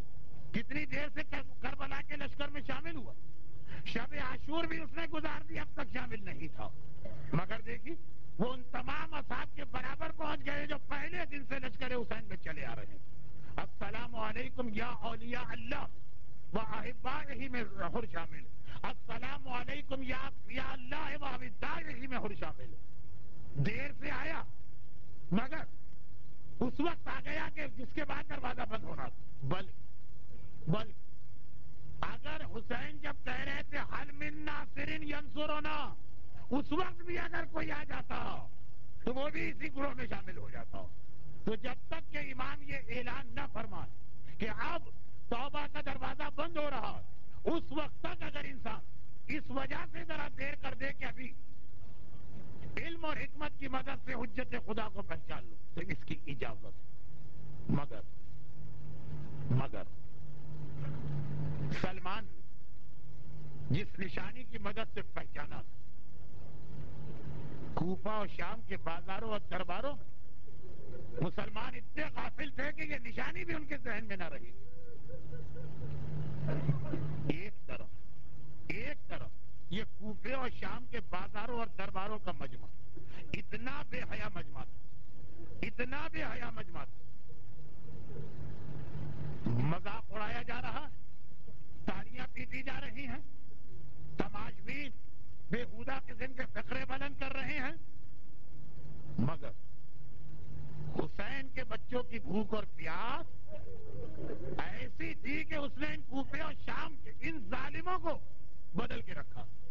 معمولی بات نہیں کہ دیکھیں یہ سارے منظر دیکھیں. میں اپنے جملے کو اور آگے کر دوں. شہیدوں کے کٹے ہوئے سر دیکھیں، ایسے کٹے ہوئے سر کے اکبر کا کٹا سر دیکھ کر تو عیسائی عورتیں فریاد کر اٹھے. شامیوں اور کوفیوں کے دل میں کوئی اثر نہ ہوا، مذاق اڑاتے رہے. بلکہ اگلا جملہ اشارہ بھی کافی، مذاق ہی نہیں، جسے جہاں سے موقع ملا اس نے ان کٹے سروں پہ پتھر بھی پھینکے. ان کٹے ہوئے سروں کے پیچھے یہ سیدانیاں آپ زنجیر سے ہاتھ باندھیں گے، ان کے رسی سے ہاتھ بندھے تھے، لیکن میرے مولا سجاد زنجیر کا قیدی، ننگے سر ہیں، کھلے بال ہیں. مگر یہ سارا منظر دیکھا، کوئی اثر نہ ہوا. اور ساتھ میں یہ جملہ بھی سنا کہ ہذہ صبایا بنات رسول اللہ، کہ اے کوفے اور شام والوں سمجھ جاؤ، سن لو، آگاہ ہو جاؤ، یہ رسول اللہ کی بیٹیاں ہیں جنہیں ہم قیدی بنا کے لائے. کوئی اثر نہ ہوا. مگر یہی کوفے اور شام کی عورتیں تھیں جو اوپر سے پتھر پھینک رہی تھیں، جنہوں نے ایک مرتبہ کھجوریں ان اونٹوں کی جانب اچھالی اور زینب کو کہنا پڑا کہ ہم پر صدقہ حرام ہے، ہم یہ کھجوریں استعمال نہیں کر سکتے. دیکھیے دو جملے، اس کے بعد مصائب آگے بڑھیں گے. کوفے اور شام کی عورتیں یہ نہیں کہہ سکتی کہ ہمیں نہیں پتا تھا کہ یہ خاندان رسول ہے، ہم نے سمجھا عام قیدی. پہلے منادی اعلان کر چکا ہے ہذہ صبایا بنات رسول اللہ، یہ رسول کی بیٹیاں ہیں، معلوم ہے. مگر دوسری بات، اتنے ظالم مرد اور عورتیں، چلے مردوں کی بات چھوڑے سو عورتوں کی بات کریں. اور عورت نرم دل ہوتی ہے، عورت رقیق القلب ہوتی ہے، عورت دشمن کی پریشانی میں پریشان ہوتی ہے. مگر دل کتنے سخت تھے کہ اس حالت میں بھی پتھر پھینکے گئے، مگر پھر یہ کھجوریں کیوں برسائی گئی؟ یہ کھجوریں سجاد اور زینب کے لیے نہیں، کٹے ہوئے سروں کی وجہ سے نہیں، ماں کی گود میں بیٹھے ہوئے بچوں کے چہروں کو دیکھ کر، جن کے اترے ہوئے چہرے، جن کے سوکھے ہونٹ، جن کے پیاسے زبان، ایک ایک کیفیت عورت کو بتانے کے لیے کافی ہے. مرد شاید اتنی آسانی سے نہ پہچانے کہ کون بچہ پیاسا، عورت پہچان جائے گی یہ ماں کی گود میں بیٹھا ہوا بچہ یا بچی کئی وقتوں کے پیاسے. اور یہ بھی ایک مقصد تھا جس کے لیے حسین سب کے مشوروں کو ٹھکرا کے ان بچوں کو ساتھ لے کے آئے تھے. جب مدینے سے نکل رہے تھے کہا گیا تھا آقا اگر جانا ہی ہے تو عورتوں کو لے کے نہ جائیے. عبداللہ ابن عباس مشورہ دیتے ہیں, پردے کے پیچھے سے زینب کی آواز آتی ہے, ابن عباس یہ کیا کہہ دیا, بھائی سے جدا ہو کر کیا بہن زندہ رہ سکے گی؟ حسین نے کہا نہیں, جو جہاد میں کر رہا ہوں ایک منزل پر ان عورتوں کی ضرورت پڑے گی. خاندان کے لوگوں نے کہا اچھا آقا کم از کم چھوٹے چھوٹے بچوں کو تو چھوڑ جائیے. حسین نے کہا تمہیں نہیں پتا میرے اس جہاد میں ان بچوں کی آگے چل کے کتنی ضرورت پڑے گی. مرحوم مولانا غلام عسکری صاحب کا ایک جملہ میں پہلی مجلس میں پڑھا تھا, اس کو آج دوہرا کے بات آگے بڑھاتا ہوں. جب اصغر نے مدینہ چھوڑتے وقت صغرا کی گودی سے آنے سے انکار کر دیا تھا, آقا نے کان میں آ کے یہی تو کہا تھا, اصغر بیٹا تیرا باپ تجھے تیری بہن سے کبھی علیحدہ نہ کرتا, لیکن جو جہاد مجھے کرنا ہے اصغر اس میں مجھے تیری ضرورت. لیکن اصغر کی ضرورت تھی کربلا کے لیے یزیدیوں کو رلانا, اور سکینہ کی ضرورت تھی کوفہ و شام کے لیے شامیوں کو رلانا. رباب, شہزادی رباب, ہمارا سلام ہو آپ کو. شب عاشور آپ کتنی پریشان تھی. آقا حسین شب عاشور جب بیویوں کے خیمے کا جائزہ لے رہے تھے, فقط رباب کے خیمے سے رونے کی آواز آ رہی تھی. حسین نے کہا رباب خیریت تو ہے؟ کہا آقا خیریت کہاں ہے, میں دیکھ رہی ہوں کہ ساری بیویاں کل کے جہاد کے لیے اپنا ہدیہ اور تحفہ تیار کر رہی ہیں. یہ قیامت کے دن شہزادی فاطمہ کے سامنے کتنا سرخرو ہو کے جائیں گی. ہائے رباب کتنی بدقسمت ہے, اللہ نے کوئی ایسا تحفہ نہیں دیا جو جہاد میں کام آئے. بڑی اولاد لڑکی ہے سکینہ, اور لڑکیاں میدان میں نہیں جاتی ہیں, اور جو لڑکا ہے وہ اتنا چھوٹا ہے کہ گھٹنوں کے بل چل کے بھی میدان میں نہیں جا سکتا. اے رباب, مگر آپ کی اولاد نے تو ایسا جہاد کیا کہ اصغر کے جہاد نے عباس اور اکبر کے جہاد کو پیچھا چھوڑ دیا. عباس و اکبر کے جہاد میں لشکر یزید نہیں رویا تھا, رویا تھا تو اصغر کے جہاد میں. اور آپ کی سکینہ کے جہاد, زینب و کلثوم کا جہاد اس کے پیچھے چھپ گیا, کیونکہ زینب و کلثوم کے جہاد نے کوفی اور شامی عورتوں کو ایسا نہ بدلا جیسا سکینہ کے پیاسے چہرے اور سوکھی زبان نے ان ظالموں کے دل میں رحم پیدا کیا. عزاداروں, آج میرے آقا اور مولا مظلوم امام کا 20واں ہے. جب 20ویں کا دن آتا ہے, خاندان کے افراد, گھر کے افراد, مرنے والے کے وارث کس طرح اپنے مرنے والے کو یاد کرتے ہیں, کس طرح سے اس کے نام پہ دسترخوان سجایا جاتا ہے. ہائے وہ زینب کیا کرے کہ 20واں ہے مگر دونوں ہاتھ پسے گردن بندھے ہیں. ہائے وہ زینب بھائی کے نام پہ پانی بھی پیش نہیں کر سکتی ہے, اس لیے کہ اتنے پیاسے ہیں زینب کے بچے. پانی کہاں سے آئے کہ کسی فقیر کو دیا جائے, غذا کہاں سے آئے کہ کسی یتیم کو دی جائے. ہائے زینب کے اپنے بچے اتنے پیاسے ہیں کہ آخری جملہ شاید 20ویں اور 10ویں اور 30ویں میں آپ سنتے ہوں, راہ شام. ایک بار اتنا گرم دن تھا کہ دن کے وقت قافلہ روک دیا گیا. پسر ساتھ سے سپاہیوں نے کہا نہ ہم سے چلا جا رہا ہے نہ ہمارے گھوڑوں سے, گھوڑا تو صحرا کا جانور ہے, کہا اس سے بھی برداشت نہیں ہو رہا. جلدی جلدی خیمے لگائے گئے, سارے سپاہی خیمے میں گئے, گھوڑوں کے لیے شامیانے لگائے گئے. اتنی شدید گرمی ہے کہ صحرا کا جانور گھوڑا برداشت نہیں کر پا رہا. ایسی شدید دھوپ ہے کہ میدان جنگ کا سپاہی خیمے میں جا رہا ہے. ارے سارے سپاہی خیمے میں بٹھا دیے گئے, سارے گھوڑے شامیانے کے نیچے لگا دیے گئے. محمد کی بیٹیاں کہاں ہیں, حسین کے یتیم بچے کہاں ہیں. شمر کا حکم آیا, محمد کی بیٹیوں کو اسی جلتی ریتی میں بٹھاؤ, ننھے بچوں کو اسی جلتے سورج کے نیچے بٹھاؤ. عزاداروں, جو گرمی گھوڑے سے برداشت نہ ہو, جو سورج میدان میں لڑنے والے سپاہی سے برداشت نہ ہو. ہائے سکینہ, ہائے رباب, ہائے زینب, ہائے بیمار امام سجاد. خالی یہ نہیں, سپاہی بے چین, گھوڑوں کی زبان پیاس سے لٹک آئی.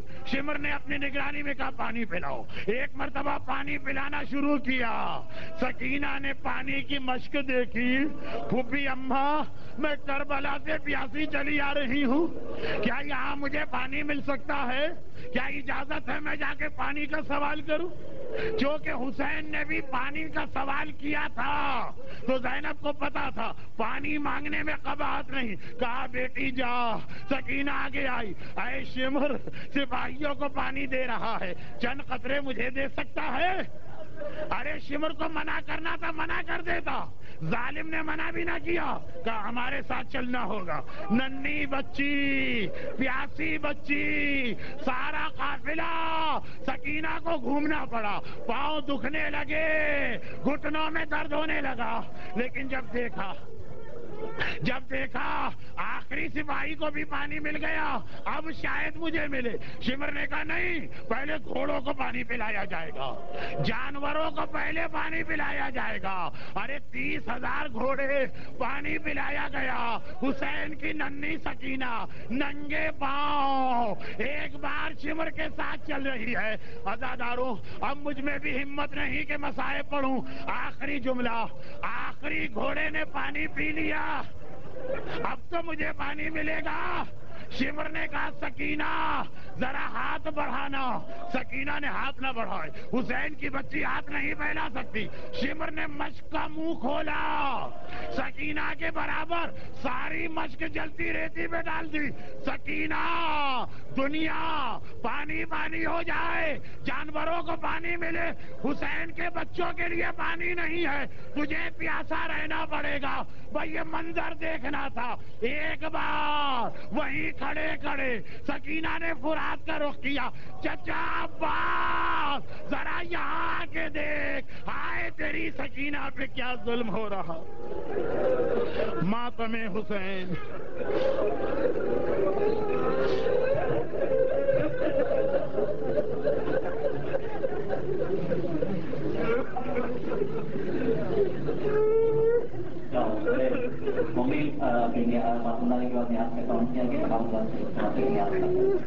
اور کل سے انشاءاللہ یہاں اردو مکمل اشرے سے خطاب کریں گے. کل ان کی پہلی جو ہے مولانا کی 9 لیول پر ہو جائے گا. اور آپ سے پہنچ جاؤ رشتے داری.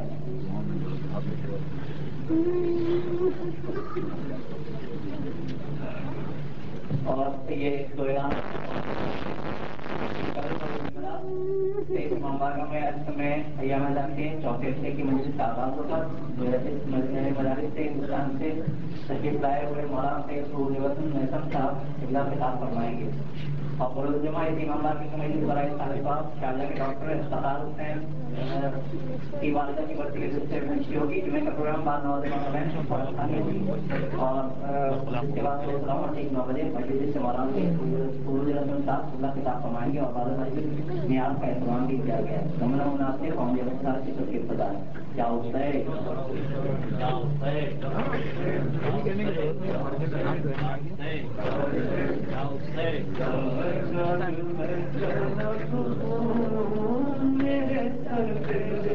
کوئی نہیں